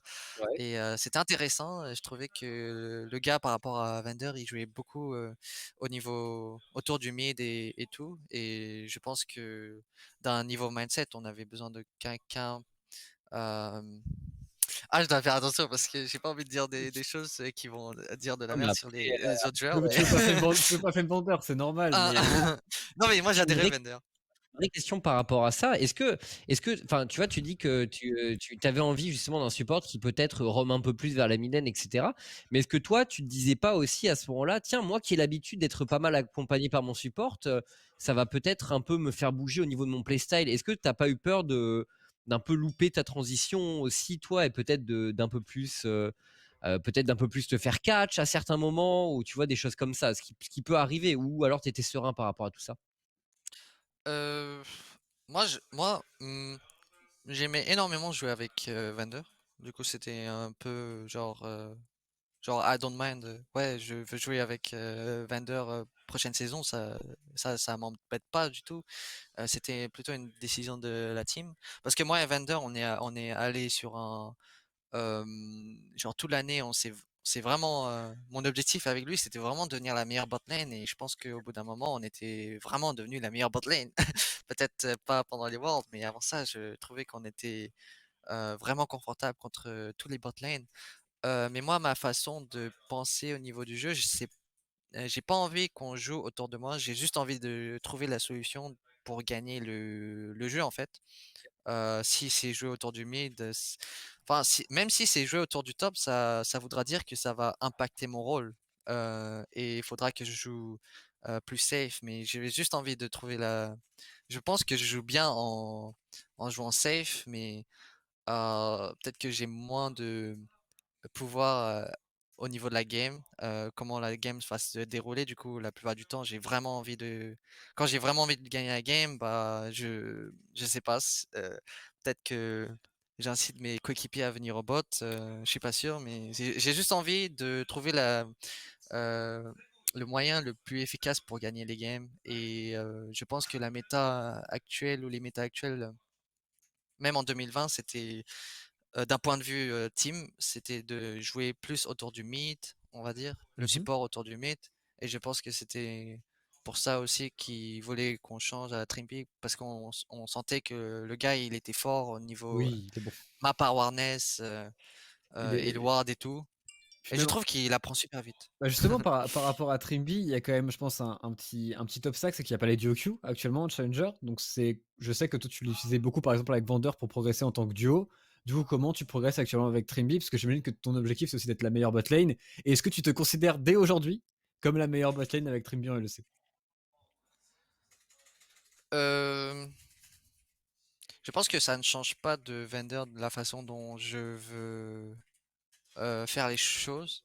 Euh, Enfin, ma façon de faire les choses avec mon support. Enfin, contrairement aux autres AD carry, je pense que j'ai un mindset vraiment sur. Comment je dis?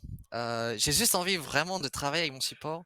Jouer avec lui en LEC, jouer avec lui en scrim, ça ne veut pas dire que je travaille avec lui. Enfin, ça veut dire que je travaille avec lui, mais des fois, il y a des moments où ça peut devenir frustrant pour les deux Mmh. et c'est très important de vraiment rester sur la même page. C'est ce que vraiment j'essaie de faire avec mes supports parce que, par exemple, il y avait des moments où c'était trop dur mentalement pour moi de m'ouvrir vers mon support ou mon support pour s'ouvrir vers moi. Et du coup, j'essaie de construire, je sais pas, euh, Une relation tout simplement? Même en ouais, dehors du jeu, relations, faut que vous soyez des plus ou moins potes. habitudes. Et puis faut que vous Genre soyez capable l'habitude de faut ouais, que vous ouais. soyez capable de vous parler aussi, qui soit capable de te dire: «Bah, moi, j'ai pas aimé ça dans ton gameplay, toi, tu n'as pas aimé ça dans mon gameplay», et cetera. Enfin, Mmh. Ouais, c'est globalement, ça. une relation de confiance, quoi. Ouais, c'est vraiment, build, relation et avoir des bonnes habitudes. Par exemple, après chaque game, même si la game elle était frustrante, je suis là et je le dis, «Viens, on va regarder les reviews ensemble» et après on est sur la même page et c'est comme ça qu'on s'améliore. C'est juste en faisant des choses comme ça et tu te sens positif avec ton partenaire. Parce que moi, auparavant, avec mes anciens supports, avant, peut-être que j'étais pas le meilleur partenaire du monde et que quand ça devenait frustrant, bah ça devenait frustrant pour lui aussi. Ouais. C'est peut-être le fait aussi que tu joues depuis un moment et que forcément tu as pris un peu en maturité. Je veux dire, je pense que c'est normal à 18 ou 19 ans de pas avoir le même genre de relationnel en termes de boulot qu'à 21 ans, par exemple, et un peu plus. Hein. Tu mûris vite dans ce genre d'année. Ouais, je mûris vite, surtout quand les années précédentes, c'était très difficile, surtout l'année euh, Misfit en 2018 quand on n'est pas allé au World et Ça devait être l'année. dur, ça. Ça, c'était plus dur que l'année 2019 où j'étais bench parce que Ah ouais? l'année où j'étais bench, enfin, on va dire que c'est difficile, mais je trouve que j'avais un mental tellement, j'avais tellement un bon mental pendant cette période que c'était pas trop difficile pour moi de revenir parce que j'étais trop confiant Mais comment et tout. d'où tu as ce mental? Qu'est-ce qui t'est déjà, enfin, tu commences à être plus ou moins un vétéran maintenant. J'imagine que ça n'a pas été toujours le cas. Comment t'as fait pour avoir justement cette confiance en toi qui dure en permanence et qui se montre actuellement dans la game officielle, qui se montre actuellement en solo queue, où c'est toi qui vas beaucoup de l'avant dans ton équipe? D'où ça vient cette confiance en toi et le mental qui est toujours positif? Parce que quand même, quand tu te fais bench, ne pas se sentir triste, etc. Faut le faire, quoi. Hmm, ouais. Enfin, maintenant, je sais la raison, mais avant, je faisais pas d'exercice mental en 2019. Et je pense que c'était plutôt, je voulais juste vraiment gagner cette année, enfin 2019, même si ma team, elle perdait à chaque fois, je voulais vraiment être le meilleur. Et je pense que j'étais le meilleur de la team au niveau, enfin pas mécaniquement parce que on avait besoin de quelqu'un qui shot-collait plus que mécaniquement parce que je sais Mhm. pas, c'était ce que je pensais. Je shot-collais beaucoup chez Misfit juste avant quand tout le monde allait se faire bench. Je shot-collais énormément et j'avais vraiment beaucoup de confiance parce que je jouais super bien en fait. Avant que tout le monde se faisait bench. Même si on perdait, Ouais, moi, je me j'étais souviens de ces games de confiant. Draven où toute l'équipe arrivait à snowball sur toi et même je me souviens de ces positionnements où vous jouiez entre la T1 et la T2 de vos adversaires et vous faisiez pas mal de plays comme ça. C'est vrai que les games que vous avez gagnés avec Misfits autour de toi étaient assez impressionnantes dans le déroulé, je trouve. Mais Ouais. vas-y, tu voulais réagir? Ah, ouais, c'était cette période-là que je suis même allé en LFL. Oui, Je Oui, suis oui, revenu en. complètement. Ouais, je m'en souviens. Je te avec ton commentais sur manager. place. Ouais. Malheureusement, j'ai perdu 0-3, mais j'espère que personne. Non, mais Perdu t'inquiète, avec moi. T'inquiète notre pas. Raven. J'étais avec Crazy Caps, le Ouais. manager de Misfit, qui était diamant. Il a pas joué LoL depuis 2 mois, tu sais. Il a pas joué le LoL. Mais j'étais fou de demander. Enfin, est-ce que c'était fou? J'ai juste demandé si je pouvais jouer à la FL. Je Ah, sais c'est toi même qui as pas ce demandé? qui. Ah oui, c'est. Ça a pas été Ah ouais? Oui, mais c'est imposé? moi. Moi, je Non, me non, suis dit c'était que pas ça a imposé. été imposé par instruction en mode, bon, on a besoin d'un ADC, t'étais l'ADC de la main team, maintenant tu vas jouer. Donc c'est toi qui as demandé de venir jouer en ADC en LFL avec ton manager, du coup. Ouais, au bout d'un moment, enfin, je me suis demandé moi-même, mais je suis fou de demander ça. Peut-être que ma réputation va baisser, tu sais. Ouais. Parce que je viens en LFL, j'ai demandé à mon patron, Ben, est-ce que j'ai envie, je pourrais jouer en LFL s'il y a personne qui veut vraiment jouer en LFL. Tout le monde ne voulait pas, tout le monde voulait partir. Mais moi, je voulais jouer en LFL parce que je voulais faire quelque chose. Je voulais pas rester 2 semaines sans rien faire. Et c'est complètement worth it. C'était super worth it parce que ça m'a donné un angle différent, un angle que j'ai oublié. C'était l'angle d'un joueur individuel. Quelle est la façon pour un joueur individuel de improve en fait? Et j'étais avec DK. Ouais, j'étais avec Oui. DK. Il Oui, y c'était avait ton mid, ouais. il y avait Crazy Caps. Bon, alors là, line-up, Il y avait Svene, et ces gars-là, la seule façon dont ils improve, c'était juste la solo queue. Et moi, Mhm. à cette époque-là, moi, j'étais moins sur la solo queue et beaucoup plus sur les screens, beaucoup plus sur la macro, beaucoup plus sur les choses d'une perspective coach. Et moi, je smurfais sur ça. Et en ayant cette perspective qui s'était ramenée vers moi, j'ai spammé la solo queue comme un fou pendant la période LFL avec Crazy Caps et ensuite avec DOS. Et j'ai pu revenir à un niveau exceptionnel pour revenir dans la LEC. Et qu'est-ce qui explique que actuellement entre 2020 où t'étais un ADC qui était bon à LEC, t'étais 100% dans le top 5, te mettre dans le top 2, top 3, après ça dépend un petit peu des personnes et des analystes, Qu'est-ce qui a fait qu'entre 2020 et 2021, maintenant, cette année, tu sois incontestablement dans les tout meilleurs ADC avec Reckless, dans les tier lists d'absolument tout le monde et juste dans la réalité? Comment toi tu as fait cette transition entre 2020 et 2021? Qu'est-ce que tu fais peut-être en plus qui fait que tu es devenu un si bon joueur et un joueur dominant dans la Ligue européenne? Je deviens beaucoup plus constant au fil des années, je trouve, en termes de performance, en scrim, en solo queue et du coup, en officiel. Et la raison dont je deviens plus constant, c'est les choses que je me dis moi-même dans ma tête et des quelques exercices que je fais comme la méditation, le self-talk, les choses comme ça qui m'aident vraiment à, à rester sur le peak performance. Ouais. Parce que auparavant, je pensais que j'étais un joueur qui était très fort dans quelques games et qui était plutôt invisible dans quelques games, pas constant du tout. Et je pense que en ayant beaucoup plus de confiance, en faisant tout ça plus régulièrement, j'ai été plus constant et je pense que je peux toujours aller sur une ligne plus haute, pas je tombe Tu, d'un coup, tu sais. et est-ce que tu te sens toujours en montée? Parce que du coup, ça fait quand même quelques années que tu joues. Est-ce que tu te sens toujours en mode, bon, bah, je peux encore monter, je peux encore être meilleur? Et est-ce que tu as toujours la même passion pour le jeu et pour Improve? Parce qu'en soi, faut le garder tout de même. Oui, je pense que je suis dans la bonne pente. Je me sens vraiment confiant. Mes teammates se sentent confiants. Mmh. C'est quelque chose que j'ai appris, c'est vraiment aider tes teammates pour qu'ils t'aident après. Parce que des fois, j'étais peut-être un peu plus selfish avant. Je voulais juste jouer mon jeu pour pas que je joue, pour pas que j'ai l'air d'un complètement un- comme un imbécile, tu sais.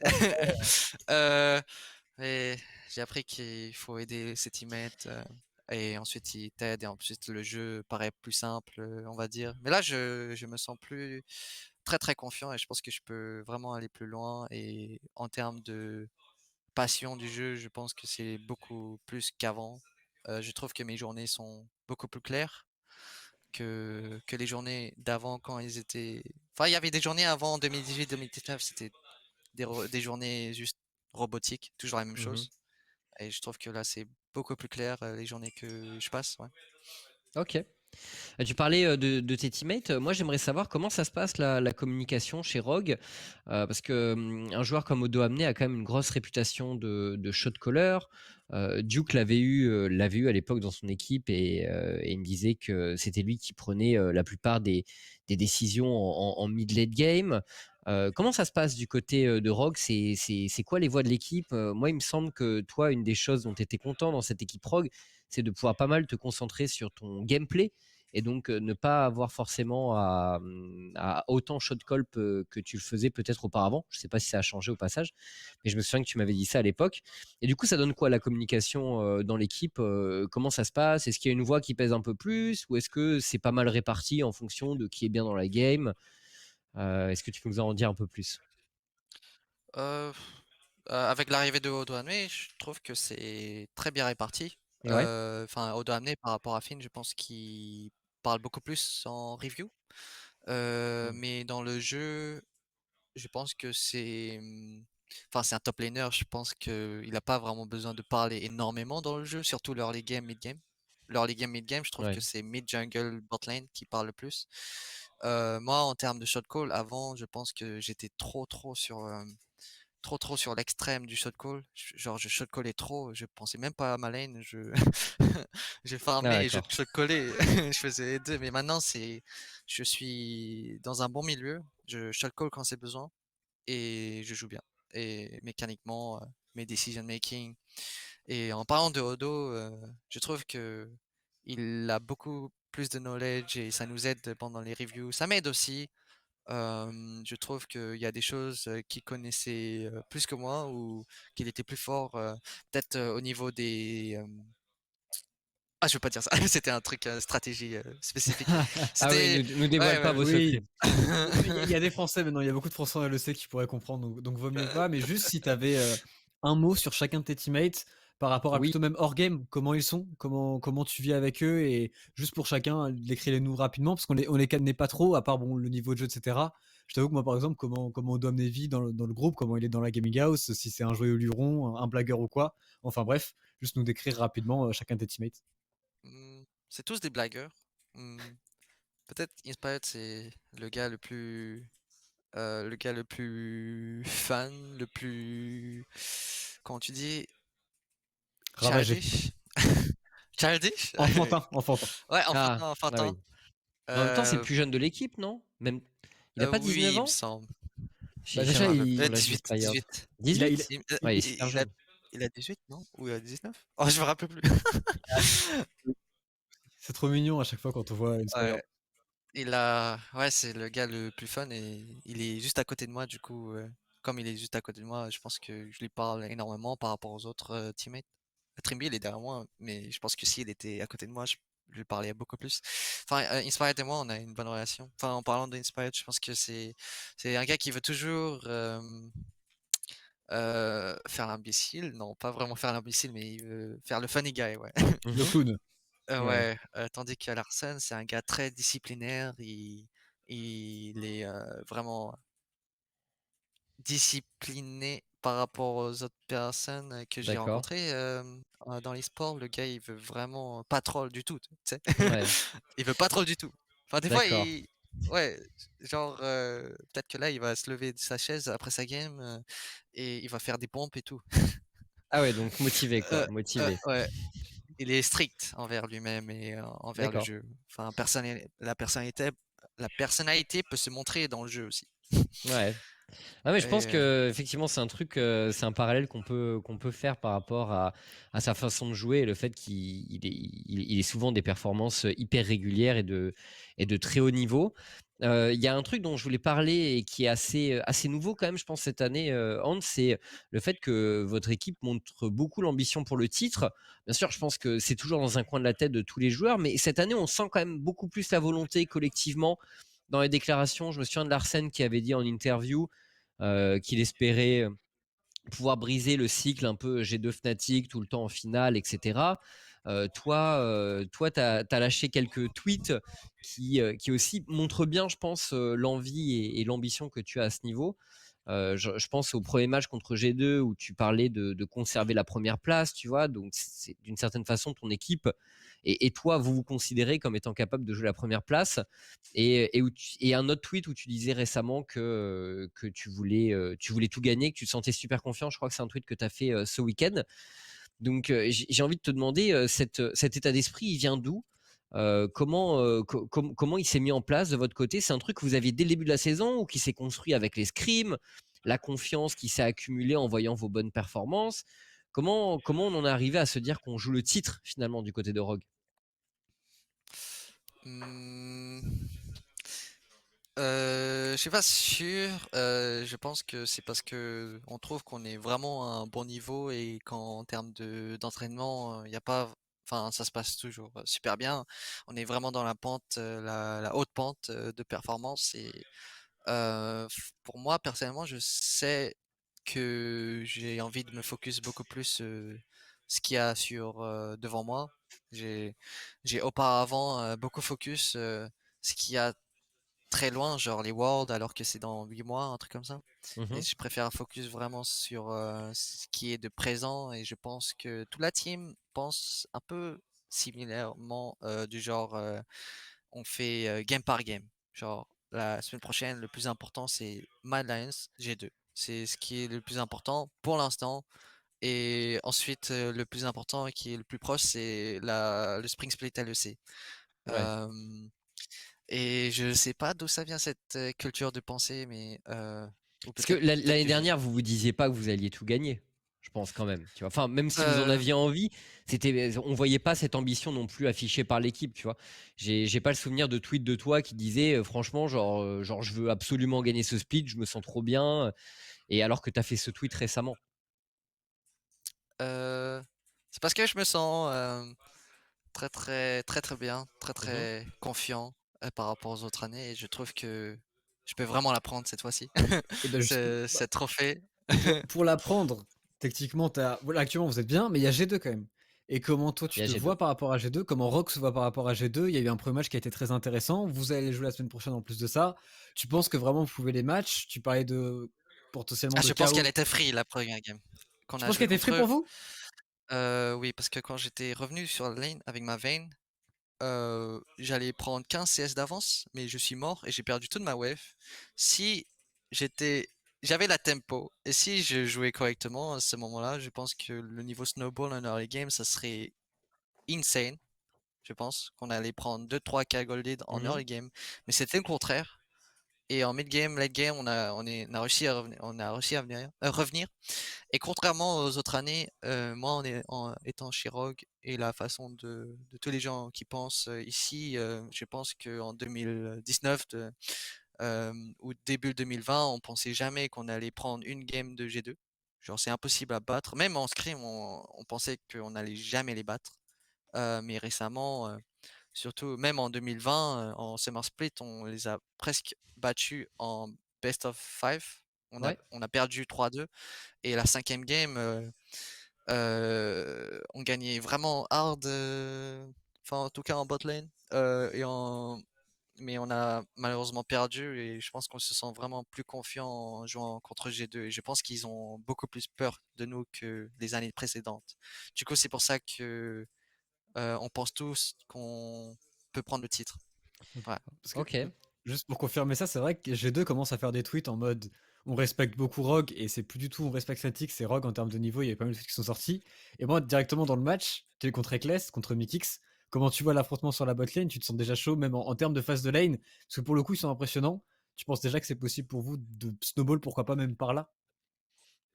Ah, je pense que je peux snowball, il faut juste que je joue mon jeu. La dernière fois, j'ai j'ai ruiné un peu l'early game de Vayne parce que Mickey, il me connaît très bien. Il m'a C'est vrai. outplay, on va dire. Mais bon, le prochain match, je suis confiant. Euh, Très bien. et faut juste qu'on joue notre jeu et le jeu qu'on connaît bien contre G2. Et on va voir quoi. Je Ouais. pense que leur lane est forte et ça sera vraiment hype. C'est toujours un truc spécial de jouer contre Eklas parce que c'est un gars légendaire de l'Europe. C'est toujours hype pour moi. C'est pour ça que c'est des fois peut-être que j'étais mort, peut-être que c'est à cause de ça. Je voulais vraiment Le outplay. le dominer. Ouais, ouais, je vois, ouais, ouais. Bah, ouais, l'aura d'un joueur aussi, ça peut changer l'état d'esprit des compétiteurs qui rentrent en face de lui en game, hein. On le sait pas mal. Ok, bah du coup, écoute, Hans, on a fait un bon tour d'horizon de Rogue en 2021. Et maintenant, on voulait s'intéresser un peu plus à la méta du jeu. Actuellement, la méta qui switch pas mal sur ce patch 11.4, alors qu'on bon, on n'a qu'une semaine de vécu pour l'Europe et c'est vrai que on sait pas trop comment ça va se passer encore vraiment dans les autres régions. La Corée qui est toujours en 11.3, il me semble. Mais du coup, la fameuse méta Caitlyn, tu l'as joué d'ailleurs, la Caitlyn. Est-ce que de ton point de vue, il y a un gros changement justement dans la méta? Samira notamment, est-ce qu'elle est morte? Voilà, parce que nous on en a parlé en pré-show avec Tréton, on le disait, le champion est un peu mort. Est-ce que de Terminé. ton point de vue, c'est foutu pour Samira? En Europe, 100% c'est foutu. Peut-être pas Fnatic. Je pense que l'Europe n'a jamais été vraiment fort à jouer autour de Samira ou préfère jouer. Je pense que l'Europe préfère jouer avec d'autres duos en bot lane que Samira. C'est pour ça que c'est moins populaire en Europe, sauf Fnatic, qui ont un playstyle un peu qui est suitable pour Mhm. Samira, qui est de jouer Alistar vraiment aggro, level 2, level 3 avec le jungler, pressure jungle. Ça, c'est vraiment bien pour Samira, pour Snowball, pour pressure, pour prendre la tempo dans la game. Mais ouais, je pense pas que je vais revoir de Samira après ce nerf-là. Et ouais, quoi. Récemment, il y a eu des Caitlyn. Ouais. Tu Il y a penses quoi beaucoup du de Caitlyn. champion? Ça a l'air fort, hein, ça domine sa lane. Et puis en plus, tu peux mettre des supports range avec qui permettent vraiment d'être hyper toxiques sur tout leur league game. Ouais, c'est c'est ce qu'on a pensé, enfin, c'est ce que j'ai pensé aussi après le 11.4 qui est sorti. J'ai Ouais. full spam Caitlyn parce que je pensais qu'elle était forte avant déjà. Parce que elle s'est fait buff 2 fois d'affilée au Mhm. niveau ratio AD, un truc comme ça. Ratio attack speed, mais je suis pas sûr. et je pensais toujours que c'est un champion qui est fort en Europe, mais moins fort dans les autres régions. Je ne sais, je pense parce que les gens jouent moins bien au niveau de la tempo autour du mid. Au niveau mid, jungle, je pense qu'il joue moins bien en termes de tempo. C'est ma raison, mon raisonnement, parce que quand j'étais au World, jouer des Kalista, des Draven, des choses comme ça, c'était 10 fois moins fort qu'en Europe, parce que les mecs en face, ils jouaient Bard, ils allaient au mid, prenaient la tempo avec leur mid laner, et moi je peux rien faire en fait. Et contrairement à l'Europe, ils font moins ça, ils jouent plus autour de leur bot lane. C'est pour ça que peut-être Kalista est plus forte en Europe qu'en Chine en 2020. C'est mon raisonnement pourquoi Caitlyn est peut-être un atout très fort en Europe. Et je l'ai sorti first pick. Oui, c'est vrai. First Pick aussi, vous l'avez ban en plus, en Red Side aussi, donc techniquement, vous respectez beaucoup le champion. Mais est-ce que toi, tu te sens confiant dans une telle méta? Parce que ça change quand même pas mal. On te connaît beaucoup sur de la Kalista récemment. On t'a connu aussi beaucoup pour Draven. Est-ce que toi, tu es confiant sur Caitlyn? Et surtout, est-ce que Trimby est capable, on l'a vu sur Lux, je pense que j'ai des débuts de réponse de la solo queue, mais est-ce que vous êtes une botlane qui peut s'adapter très rapidement à la méta, et notamment à une méta potentiellement qui va tourner autour de pics comme Caitlyn Morgana? Oh, j'adore cette méta. Je pense que j'ai pas eu l'opportunité de jouer en officiel avec Caitlyn l'année dernière, mais je suis pas sûr. Mais je me rappelle de Je peux te mettre. répondre si tu veux, Ouais. si tu me laisses une seconde. Il y avait une méta Caitlyn Lux, il me semble.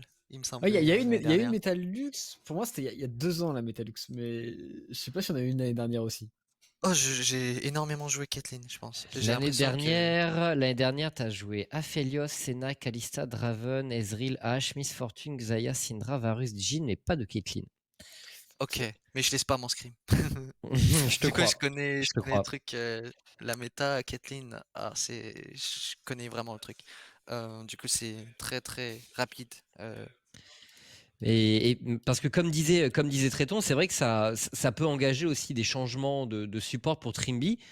Donc toi, t'aimes bien Caitlyn, et au niveau de Trimby, ça se passe comment? Parce qu'il est connu pour son playmaking sur des champions en gage. Tu vois, finalement, aux EU Masters l'année dernière, on aimait beaucoup son gameplay sur Leona, par exemple. Il était toujours hyper décisif. Là, au Rakan. début de l'année, on a vu jouer Rakan, effectivement, qui est un de ses meilleurs champions. On l'avait vu jouer 7 aussi au début de l'année chez vous. Donc c'est un joueur, tu vois, qu'on qu'on a appris et qu'on apprend encore plus à connaître sur des champions qui hard engage comme ça. Il est comment sur des pics plus range, du coup, qui font que son gameplay est complètement différent? Je pense qu'il joue tout. Il peut tout jouer. Euh, je pense qu'il peut tout jouer comme à la Mickey X. J'ai Ouais. joué avec Mickey en 2018, Il c'est un peu se ressemble. similaire. Il sort des pics. Il a joué combien de pics ce split-là? Il fait genre un champion différent chaque game, j'ai l'impression. Mikix, cette Euh, année? non, non, non, Dans mon Trimby, support. il joue beaucoup de À champions Trimby. aussi, ouais. Et Il a d'ailleurs, joué masse, holy shit. Trimby, bah, je vais te dire, je sais que il a Trimby, joué 1, 2, 3, 4, 5, 6, 7, 8, 9, 10 champions différents. qui est énorme. Et du coup, Oui. Trimby avec ses 10 champions différents, parce que je sais que on en a pas parlé juste avant, mais c'était un souci qu'il pouvait avoir même quand il en parlait en interview, en broadcast officiel. Est-ce que maintenant, ça y est, quand il est en game officiel, il joue comme en scrim et il joue aussi bien, ou il lui faut encore un peu de temps? Oh, il lui faut. Enfin, je pense pas qu'il lui faut du temps. Il lui faut de l'expérience de stage. Et j'espère que bientôt. J'espère qu'en summer au moins, ou je sais pas, bientôt on est en stage, parce que c'est très différent pour les rookies. Enfin, je suis sûr que là, il est beaucoup plus confortable. Mais moi qui est habitué du stage auparavant, c'est très différent pour les personnes comme ouais, les rookies qui jouent en stage. Le feeling est totalement différent. Les gens ils jouent différemment. L'air de la game est différente. C'est comme ça quoi. Ok, Faut ok, qu'il a ok. de l'expérience dessus. Écoute, bah merci pour le petit point méta, Hans. Ah, je voulais juste te demander, ouais, du coup, tout ce qui est nouveaux items et tout, tu t'y es fait, tu préfères? Rapidement. Ces items rendent la Non, mais Dekari broken et ouais, les tanks plus des tanks. Il y a plus de tanks dans la game, j'ai l'impression. c'est Et plus dur il de y a Sion! tanker, hein. Il y a Sion quand même, mais bon. C'est Lord vrai qu'on voit Dominique, si. défonction. C'est vrai que Lord Dominique, Dominique, c'est quoi cet item? C'est trop Dominique, OP il est comme incroyable. item. Ouais, c'est vrai que Faut le ça. nerf, je le buy à chaque fois en deuxième. C'est trop pété Tant, comme item. tant qu'on est sur la méta, juste en termes de rôle, si tu devais faire une petite tier list des rôles, quel rôle du plus broken au moins broken, ce serait quoi pour toi? Sur le queue ou Bah, tu peux faire les deux. ah, Solo les Tu deux? peux queue et faire match les deux. spécial. Jungle, solo queue, c'est jungle, mid, euh, AD, support, top, top, dernier, ouais, for sure, dernier. Oui. Ah, ça dépend des one trick, carry, top lane, Camille, Fiora, mais il n'y en a pas vraiment en Europe, je pense. En Chine, il y en avait beaucoup et je pense que c'est tellement pété si s'ils sont à 5-0 et qu'ils font un trou au top. Mais bon, en scrim, en stage, en officiel, je pense que c'est jungle, encore une fois. La jungle diff toujours. Euh, Rock'n'roll. de mon point de vue AD, je trouve que en étant AD, tu peux faire énormément de choses. Mid, support, top. Ou peut-être support, je suis pas sûr. En Je pense que support je et mid. value beaucoup la Dekari en officiel. Enfin, je pense que je peux faire masse trucs en étant AD carry. Je peux contrôler ma lane. Peut-être qu'on pense que le support contrôle la lane, mais je pense que la carry contrôle mieux la lane que le support. C'est vraiment, ça fait vraiment peur si la carry peut engage au lieu du support. Engage en termes de, il lui faut deux auto-attaques, alors que l'ennemi AD carry il faut un auto-attaque. Ça, c'est une engage déjà. Mhm. Auto-space engage. Et c'est le truc, et niveau wave management, la carry peut vraiment savoir quand vraiment push, quand vraiment freeze, quand vraiment back et tout. Et moi, quand j'ai joué Senna, Fasting Senna, j'étais Ouais. confus de fou. Je savais pas, genre. Je devais apprendre, je devais apprendre le point de vue d'un AD carry en étant support. Parce que j'ai des wards et tout, et je push pas aussi rapidement que Trimby quand il joue un truc comme Tahm Kench. Ouais. Oui, c'était compliqué. Ça, du coup, ça a été dur de jouer Senna pour Ouais, toi. c'est très compliqué Ça fait quoi de le pas niveau. de pas prendre ces CS qui meurent devant toi? Ah non, c'est pas ça, c'est niveau macro en fait. C'est la Juste sur la macro. perspective macro que j'ai quand je joue à des carries. C'est pas la même. Quand je joue support, je suis pas en mode ok, sur cette wave, on va prendre la vision. Quand je joue à des carries, je dis ok, sur cette wave, on a la tempo, on prend la vision. Mais quand je suis support, j'arrive pas à le voir alors que c'est moi qui ai le voir. D'accord. C'est marrant. Intéressant, intéressant. Bah écoute, on verra, on aura peut-être l'occasion de revoir ta Senna, hein. De toute façon, ça reste un pic pas mal disputé en ce moment. On voulait passer à ton appréciation des autres ligues, Hans, notamment la Corée, la Chine. On se demandait si tu regardais un peu des games de ces régions, si ton staff aussi s'inspirait un peu de ce qui est fait là-bas, parce que tu nous disais tout à l'heure que tu t'étais pas mal inspiré de Jackie Love et d'autres AD que tu avais rencontrés pendant les Worlds pour faire progresser ton playstyle. Est-ce que tu restes attentif aux autres régions au quotidien? Est-ce que tu regardes les petits pics qui sont sortis dans les autres ligues, les duo lane? Est-ce que tu t'intéresses à tout ça? Je regarde pas trop de LPL ou SCK. Enfin, je regarde un peu s'il y a des pics exotiques qui sont sortis pour savoir si c'est bien et peut-être que je le try, mais en termes de game, je regarde pas énormément. Mais je pense que mon jungler, il regarde beaucoup. Inspired, il regarde toute la Mhm, journée.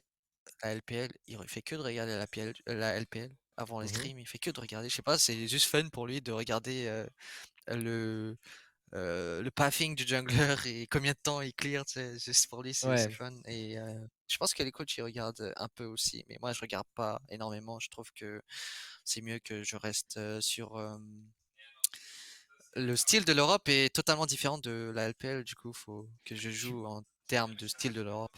Et tu penses qu'il y a un style potentiellement au World qui est plus fort qu'un autre? Ou pas du tout? Ou ça dépend juste de qui joue le mieux? Euh, Peut-être que je trouvais que leur style était plus fort en 2020 pendant les Worlds. Je pense que leur style qui était carré jungler pendant un an entier, alors que nous, c'était 4 mois, était plus avancé. Mhm. Genre, leur leur progression. Genre, ils jouaient des carrés jungler au niveau vraiment avancé. Et au niveau mid jungle priority, je pense qu'ils étaient plus forts que nous cette année. Ouais. L'année dernière, l'année dernière. Très bien. D'accord. Parce que quand même, tu nous parlais un peu de justement la Samira en Europe versus la Samira en Asie. Donc, tu as une petite idée, tu vois, de pourquoi les choses marchent chez eux et pas chez nous et vice-versa. Du coup, je me demandais si tu voyais si tu pouvais nous expliquer certaines grosses différences que tu vois de ton point de vue, notamment par rapport au Pixamira, tu vois, par exemple, c'est un bon exemple. C'est un champion qui requiert quoi de ton point de vue pour marcher? Elle requiert la pression du jungle. Euh, ça fait peur s'il y a une Samira qui peut être fine au niveau 1, 2, 3 et à partir du niveau 3, je pense qu'elle peut vraiment faire que de push s'il y a le pressure de la jungle et que le jungler est plus fort que l'ennemi jungler en 3v3, en 2v2. For sure, s'ils font un all-in Alistar Samira sur l'ennemi Bolden, ils vont quasiment la gagner la plupart du temps. Mhm, Mais en Europe, on n'aime pas trop ça. Il y a que Fnatic qui joue très très bien Samira, je trouve. Euh, le playstyle Samira. C'est pas comme si le mec il joue très très bien Samira que. Je me suis perdu un peu. C'est juste il joue très bien Autour autour du du pic. style. Ouais, autour ouais, du pick. je vois. Ouais. D'accord, d'accord. Bah écoute, ça marche, ça marche. On se concentre un peu sur le style européen. C'est quoi le style européen du coup? Si tu devais le définir un peu, c'est quoi le style européen en bot lane, en ADC et c'est qui le joueur emblématique du style européen? Est-ce que tu te considères dans le style européen, toi? Parce que tu nous as dit que tu aimais bien copier finalement ce que faisaient certains ADC chinois. Donc, est-ce que tu joues à l'européenne, Hans? Euh, je joue à l'européenne comme c'est l'Europe. J'aimerais bien mourir 5 fois par game, mais je peux pas. Je sais pas si t'as vraiment envie de faire ça, mais bon. En LPL, il y a tout le monde qui meurt 5 fois par game. Et c'est genre full pressure et tout. Mhm. Mais en Europe, c'est beaucoup plus, on va dire, passif et c'est, enfin, pour la plupart des teams, pas tous les teams. Je pense que Fnatic joue très très Fiesta Mhm, par rapport aux autres. En général, le style européen est beaucoup plus sur. Mais ça change légèrement. Je trouve que tout le monde joue autour du mid beaucoup plus. Ce split-là. Au début du split, tout le monde jouait beaucoup autour du 2v2 bot et 2v2 mid jungle. Je trouvais que c'était le style européen. Mais ça change très très légèrement. Mais je pense toujours que le mid, la tempo du mid pouvait peut-être meilleur. Je sais pas, en LPL, c'était genre le mid, c'était 90% et l'AD carry c'était 10%. L'AD carry faisait que de farm. Au début, il jouait Fiesta, l'AD carry, mais après, il faisait que de farm de mon expérience au World. Et je pensais que l'AD carry n'avait pas vraiment d'impact sur les autres régions que l'Europe. D'un point de vue quand j'ai joué contre certaines teams au World. mhm. Peut-être que c'est pas le cas, peut-être que c'est que euh, d'un point de vue de notre team, peut-être que d'un Mhm. point de vue Ouais, G2, peut-être que c'est différent pour eux, mais je sais pas. ouais. Mais par rapport au niveau même de l'Europe en globalité, il y a eu énormément de rookies qui sont arrivés. Pour toi, actuellement, le LEC joue mieux ou à un niveau plus élevé ou moins élevé que l'année dernière? Ouais, un petit point sur Hmm. l'état du LEC, Hans. C'est le sujet suivant. Qu'est-ce que t'en penses? C'est quoi le niveau de la région? On a interrogé Duke un peu la semaine dernière, Ouais. qui pense que qui disait que c'était un peu moins, de son point de vue, ça joue un peu moins bien, mais parce qu'il y a l'arrivée de pas mal de rookies. C'est quoi ton avis là-dessus? Euh, je regarde pas les réseaux de région, mais je me rappelle comment qui jouaient avant. Et je pense que c'est pas genre mieux, for sure. Peut-être que c'est la même chose. Je sais pas. Ouais, Si t'as pas d'avis, t'as pas d'avis, ouais, hein. parce que tu peux ne pas avoir Je d'avis, sais pas, je Je sais m'en pas. effectivement. fous, moi. D'accord. Aucune idée. Parce que Peut-être que on est devenu tellement plus fort que l'année dernière que ça me paraît bizarre de ouais, vraiment être matché contre les top teams d'autres régions. Parce que j'étais Mhm. tellement habitué à être en bas du tableau.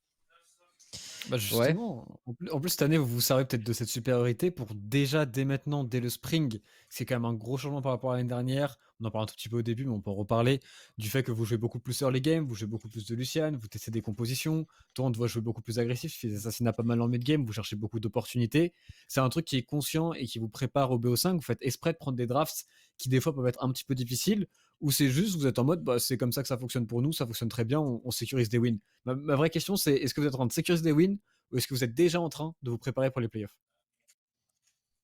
On essaie de sécuriser les wins, je pense. Des fois, on a fait des erreurs de draft et peut-être que ces games, c'était des games qui Tu vois, devaient par exemple, il y être a une perdus. semaine où vous avez joué, excuse-moi, mais il y a une semaine où vous avez joué Lucian Lilia, tu vois, et vous avez drafté des compositions assez difficiles. En tout cas, nous, en cast, on avait trouvé que c'était assez difficile, parce que ça manquait de façon d'engage, etc. C'était très Ouais. squishy.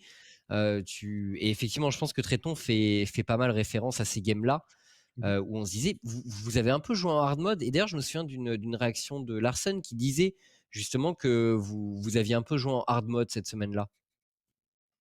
Ouais, je pense que niveau draft, on n'a pas vraiment bien fait. C'était juste des erreurs et la game s'est tournée genre. Enfin, le mindset qu'on a, c'est pas vraiment de se préparer pour les playoffs. C'est juste vraiment focus sur chaque match et donner le tout, genre, Mhm. chaque match. Et je pense que c'est pas genre pour tester des choses, c'est juste des erreurs niveau draft.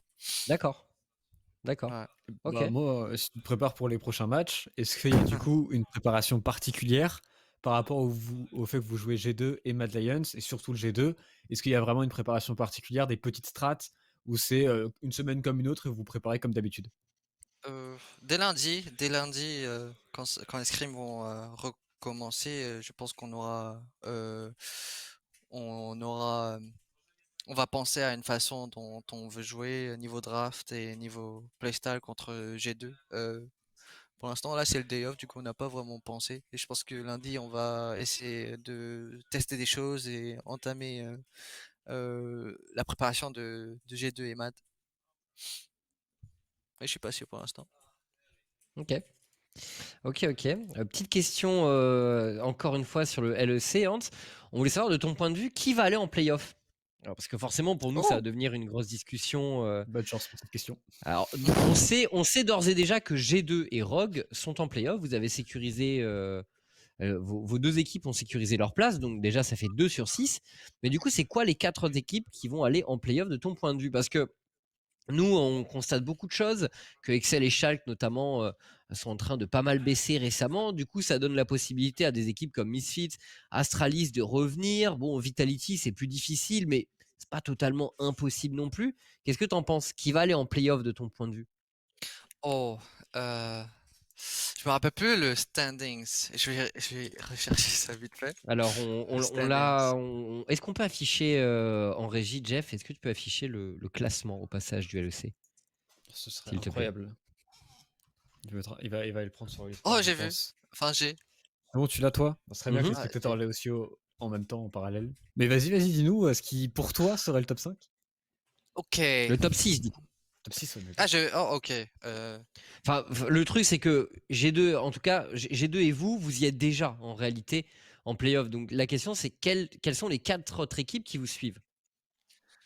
Ça sera grande chance que ça sera Mad Lions, SK, Fnatic qui iront au playoff et la sixième team sera sûrement. Je me rappelle plus si. Enfin, en termes de niveau, je pense que peut-être Misfit, mais je suis pas sûr. Ça dépend entre Misfit et Schalke, je dirais, qui vont aller au playoff. Mais je me rappelle plus qui a gagné qui. Euh, et j'ai pas vraiment joué contre Misfit récemment, du coup En c'est un plus, peu compliqué de dire. très bien. Mais City Shulk, en plus, ils sont 1-1. Donc, pour le coup, je pense que c'est Oh, compliqué de ok. vraiment savoir. Parce que Ouais, Oh. ça va Misfit être a intéressant. gagné cette semaine, Misfit a gagné, mais moi c'est bien, tu parles de SK en playoff. Bon, en termes de standing, ils sont très très bien. Moi, tu es membre éminent du TTA, et il y a un autre membre éminent du TTA, c'est Jésus, qui fait son entrée du jour à l'EC. Comment toi tu le vois en tant que joueur, que ce soit par un biais solo queue, un biais scrim, un biais game officiel? Qu'est-ce que tu penses globalement de Jésus? Je pense que Jésus est très fort. J'ai toujours pensé, enfin j'ai pensé le cas il y a quelques années, euh, 2019. Ouais, je l'ai vu en solo queue et je me disais le mec il est trop fort. Enfin, et bizarrement, enfin pas bizarrement, mais il était français. Je ne le connaissais pas et je l'ai rencontré en solo queue. Il était genre, il s'appelait genre OX Yezu, un truc comme Ouais, ça, non? c'était ça. Ouais, et il sortait veille en bot lane et je me suis dit, ouais, c'est l'une des personnes le plus dur à battre en solo queue, quoi. Je jouais masse contre des gens solo queue et il y avait lui qui faisait chier pour mes LP. Et maintenant il est en LC et je trouve qu'il joue très bien avec Tritz. Et je trouve qu'il pourrait aller loin, comme quoi peut-être que c'est eux, cette fois-ci, la team qui vont la troisième team ou quatrième team, je sais pas, qui vont aller au World parce qu'il y a à chaque année, il Mmh. y a toujours des rookies qui vont aller au World. Par exemple, en 2017, c'était Misfit, 2018, c'était peut-être une autre team rookie, Vitality, je me rappelle plus, c'était Il y a Vita, il y a les 2018, Vita, il y a les c'était moments. Vita, oui, oui, c'était Vita qui était allé au World, effectivement. Effectivement. 2020, c'est nous et Mad Lions. 2019, je me rappelle plus. Il y a toujours une team rookie qui va venir au World, qui first time la LEC et qui vont aller au World. Peut-être que c'est eux, qui sait. Et je pense qu'ils sont en train de bien jouer Yezu et Tritz cette saison. Ok, bah ouais, écoute, c'est vrai que ça perf pas mal de leur côté et on a hâte de voir la suite, hein, mais cette bataille pour les playoffs est vraiment intéressante. C'est pas facile on voulait avoir ton avis, hein, mais je pense que c'est pas facile de savoir comment ça va se finir exactement tout ça. On va parler maintenant un peu plus de tout le côté communauté FR, Hans, puisque récemment, ça bouge beaucoup de notre côté. Est-ce que tu suis un peu la LFL, notamment? On a parlé des ligues asiatiques, tu nous as dit que tu suivais pas forcément énormément. Qu'est-ce que ça donne pour la LFL? Est-ce que c'est une ligue que tu suis un peu plus, étant donné la proximité? Étant donné qu'il y a un peu joué également, en remplacement, mais bon. Euh, Ouais, je me rappelle. Je regarde plus la LFL que les autres ligues, mais je regarde pas énormément de LFL. J'ai regardé les premières semaines, mais récemment j'ai juste regardé le dernier match que j'ai regardé, c'était la K-Corp contre Missile, qui était quand même quelques semaines. Ouais. Et c'était instant. Non, c'était pas quelques semaines, c'était la semaine dernière, non? C'est la Il me semaine semblait. dernière, Ouais, Misfits contre, c'est. contre K-Corp, ouais. Ouais, je regarde de temps en temps. Enfin, ce qui est, ce qui me hype un peu, c'était la K-Corp. Quand je regardais K-Corp, j'étais intéressé, enfin bizarrement. C'est Les peut-être séances. parce que c'était mon hype, leur team. Et ouais, il y a que ça que je suis, je pense. Mais peut-être que dans les prochaines journées, je vais regarder plus de LFL parce que j'essaie de me rapprocher un peu de la communauté française et c'est nice de voir des teams qui peut-être pourront aller plus loin après, au niveau joueur en LFL, parce qu'il y en a eu pas mal l'année dernière qui sont venus en LEC. Enfin, cette année. Mhm. Et justement, bah, tu te rapproches de KMFR comme tu le dis. Bah, quelque part, pourquoi ce choix? T'es actuellement premier du LEC et tout, et tu fais de plus en plus de tweets en français, tu streams en français aussi quasiment tous les soirs maintenant. Qu'est-ce qui a fait le déclic de passer de l'anglais et de parler plus à la communauté européenne à maintenant parler à la France pour cette année pour toi? C'est beaucoup plus nice, je dirais. J'étais toujours enfin, depuis 2017, j'étais passé à l'international, mais avant 2017, j'étais toujours dans la scène française, en train de faire des LAN. Dès que j'avais 14 ans, en fait, j'étais toujours en train de tout faire français et pendant 3 ans, quoi. C'était huge. Et après, on me surnommait le petit produit français. C'était genre ma communauté, la communauté française. J'étais vraiment close euh, autour de ça. Mais après 2017, niveau international, LCS, avec mes suites, je commençais à être, ouais, je vais essayer de streamer en anglais, tout ça, tout faire en anglais. Et après, au bout d'un moment, quand les résultats n'allaient pas bien, j'étais en mode, ouais, c'est pas si fun de tout, de faire quoi que ce soit en termes de social media. Mais après, au bout d'un moment, je me suis dit, je vais essayer de refaire en anglais, quelques streams en anglais. Je pense que j'avais fait ça fin 2019 ou début 2020, mais après, je me suis dit, ah, peut-être que je devrais juste faire des choses en français et on va voir ce que ça va donner. Et depuis novembre, je pense, je stream Mhm. depuis juste en français, que en français, et ça me Mhm. plaît beaucoup. Et depuis, j'ai beaucoup de messages de soutien et je trouve que ça motive de plus en plus et c'est super nice. Ça me donne beaucoup plus de ouais, motivation pour aller beaucoup plus loin en termes dans ma carrière et je trouve que ouais, c'est cool. Et je pense quoi de la Tréton Agency? C'est ta nouvelle agence non officielle. Je trouve que c'est une superbe agence. On a deux AD très talentueux dans l'agence. Euh, euh, mais le logo peut être mieux. Je crois que ça fait consensus cette histoire de logo un peu pourri de la TTA. T'as un truc à nous dire, Tréton, à ce niveau, genre enfin, parce Ah, que vive quand la même LTTA, hein, mais t'as d'excellents joueurs, tu dois avoir des moyens dans l'agence. Ils sont où les, genre ça devient sérieux un peu ou pas là? Le Il y a les problème, concurrents qui sortent des chansons, hein. le problème est très simple. C'est que moi, de Vas-y. base, c'est parti d'un délire. En mode, on fait juste un truc comme ça, on va s'amuser avec les scènes françaises, tout ça, c'est rigolo. Mais ça reste un délire et du troll. Donc moi, j'étais en mode, on va faire un logo chill de n'importe quelle entreprise que tu peux voir au coin de la rue, un cabinet d'avocats. Comme ça, les gens vont bien comprendre. Ok, c'est du troll, il plaisante. Et le problème, c'est que Carnage, il s'en fout de ça. Et lui, il a fait un truc archi stylé et il fait des trucs très stylés et c'est très cool ce qu'il fait. Sauf que du coup, les gens pensent qu'il y a des vraies agences et que c'est un vrai truc. Ce qui est un problème qu'il faut gérer d'ailleurs. Et hormis ça, du coup, maintenant, il faut que je tryhard aussi. Donc moi aussi, je commence à faire de beaux visuels et tout. Et j'ai mandaté quelqu'un pour faire un. Enfin, Manon qui va m'aider du coup à faire un nouveau logo de la TETA qui sera mieux. T'en fais pas, Hans. Le logo va s'améliorer. Mais non, mais sinon, juste par rapport au stream, genre pur et dur.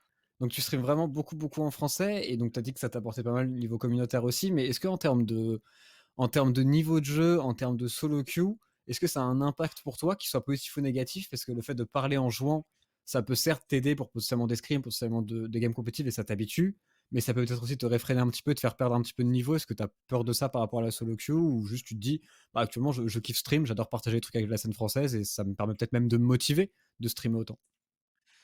euh, je pense que ça me motive à jouer beaucoup de solo queue, le stream. Et Ouais. c'est ce qui est nice. C'est ce qui est nice, mais je devrais pas abuser de mes habitudes.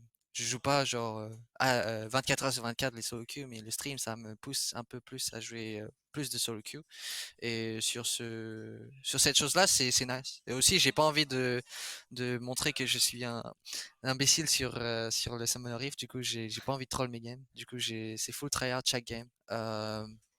Et j'essaie comme c'est full tryhard, j'essaie de un peu minimiser le taux de discussion que j'ai pendant la game. Mais des fois, je parle souvent et c'est nice. Et c'est juste question d'habitude. Au début, quand je remettais à stream constamment, c'était très dur de vraiment arriver au même niveau que j'avais hors stream. Mais là, depuis que je stream chaque semaine, j'arrive à jouer au même niveau en fait. C'est juste question d'habitude et je pense que ça ne change pas grand-chose. Et puis tout ce qui se passe bien au niveau LEC, quand tu te sens confiant aussi, ça aide pour la solo queue.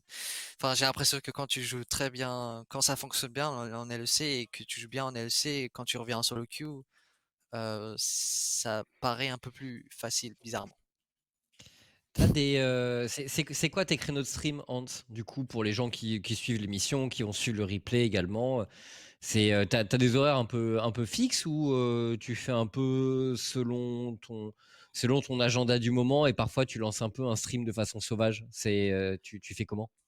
Euh, pen- je Je pense que j'avais pas stream il y a 2 semaines ou 3 semaines, toute la semaine, sauf le week-end. Enfin, for sure, je stream le week-end Mhm. Le dimanche. comme aujourd'hui ou après la LEC qui est super tard, genre vers 22 heures. Ou sinon après les scrims ça dépend quand j'ai le sport. C'est soit 22 heures ou soit 20 heures quoi quand je stream tous les jours. Ok. Ok, Enfin, bah ça vous êtes au dépend. courant hein, et allez suivre Hans bien sûr sur les réseaux sociaux. Écoute, Hans, on arrive sur la fin de cette émission. Est-ce que tu as un petit message à passer aux gens qui te regardent, aux gens qui t'écoutent, voilà, puisque tu as dit tu souhaites te rapprocher un peu plus de la communauté FR. Donc tu as peut-être des choses à dire. Voilà, je te laisse la parole. Oh, c'est passé vite quand même. J'ai Ouais, juste bah parlé ouais, et après. un peu plus d'une heure. Ouais, écoute, ça va vite. Ouais, ouais, c'est super cool pour tout le soutien que j'ai récemment niveau communauté FR. Depuis que quelques semaines je stream, à chaque fois je reçois des messages. Ouais, Hans, t'es le Hans, je t'aime, t'es le plus cool, superbe game. À chaque fois, c'est genre ça fait plaisir ces choses-là et ça me donne encore plus de une motivation de clarity et Mhm. dans Clarité, mes ouais. journées. Et j'ai vraiment envie de être successful et j'aimerais vraiment remercier tous les fans français et tous mes fans de me supporter parce qu'il y a quand même des gens qui m'ont supporté et qui ne sont pas français depuis le début et c'est vraiment impressionnant comme le bon pistachio qui est toujours là sur mes streams, toujours depuis l'année dernière aussi. Et bon, c'est super cool. Ah, tu connais les noms des gens, c'est beau. C'est Ah, à beau. force, je connais certains noms qui me suivent à chaque Ouais, fois. les gens qui sont là de façon récurrente, c'est vrai qu'on finit par les remarquer et ça fait plaisir de voir leur présence. Je te rejoins complètement. En plus, moi, tu vois, enfin, j'espère que je trouve ça super que tu à ce point progressé mentalement et dans ton jeu et que tu réussi à évoluer comme ça parce que ça fait un petit moment qu'un Français a pas gagné le LEC, Ant. Ça fait depuis Soaz chez Fnatic. Et je Ouais. pense que tu es un peu le mieux placé pour réussir à faire ça. Donc, ce serait super cool pour toute la communauté française que tu arrives à décrocher ce titre. Ouais, ça serait super cool. Faut que j'arrête cette Fnatic G2 chose. Arrête Aria. ça, mais mets-y fin, même si les fans de Fnatic vont peut-être un peu pleurer, mais c'est pas grave. Et puis, On veut un titre de LEC pour la France. et Après puis, tout, j'ai peut-être arrêté SKT, mais peut-être que c'était pas worth it. J'ai, oh, ok, mais en 2017, c'était SKT, ils étaient vraiment insane chaque année. Mais comme on les a pris des games, j'avais Ouais, l'impression que ils ont ralenti, on va dire. mais c'était plus dur à mais la fin de la compétition, c'est clair. C'est ça. d'un point de vue même viewer, parce que même depuis très longtemps, ça fait depuis longtemps que je te connais en point de viewer, et même en ce moment, je regarde pas mal tes streams. Juste merci pour ce que tu fais sur la scène française actuellement, le fait que tu fasses beaucoup de tweets en français, que tu streams en français. En plus, c'est très didactique, donc c'est très agréable pour tout le monde.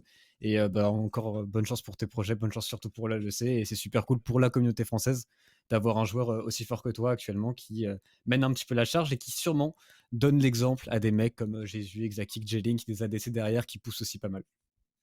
Merci à toi, Tréton. Merci pour le message. Complètement. Complètement. Moi, je voulais vous passer un message à l'audience avant de terminer ce hashtag analyse.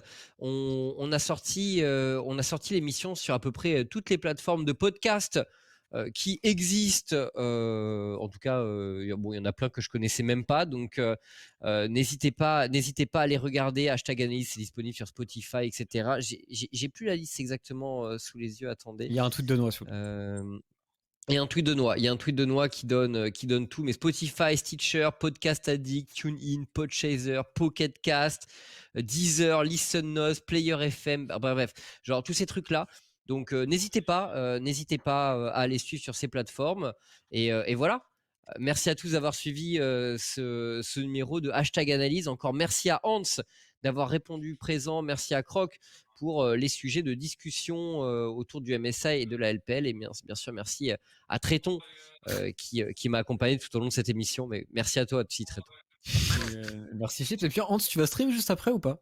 Tu sais ou pas? Yes. Bah Ouais, voilà. tu stream. Ok, excellent. Bah écoutez, hésitez pas à rejoindre le stream de Hans pour voir eh bien, un streamer top challenger qui gagne beaucoup, puisque Tréton gagne pas beaucoup en ce moment. Et tu voulais dire un truc, Hans? Ah non, non, non. Merci Non. pour m'avoir oh, merci pour m'avoir Ah, c'est invité dur, hein. sur ce plateau Ok. émission. Et quel plateau, quel Bah, plateau incroyable. quel Dans un plateau, vous l'avez plateau. vu, hein, Oh, avec mes sacrés plateaux.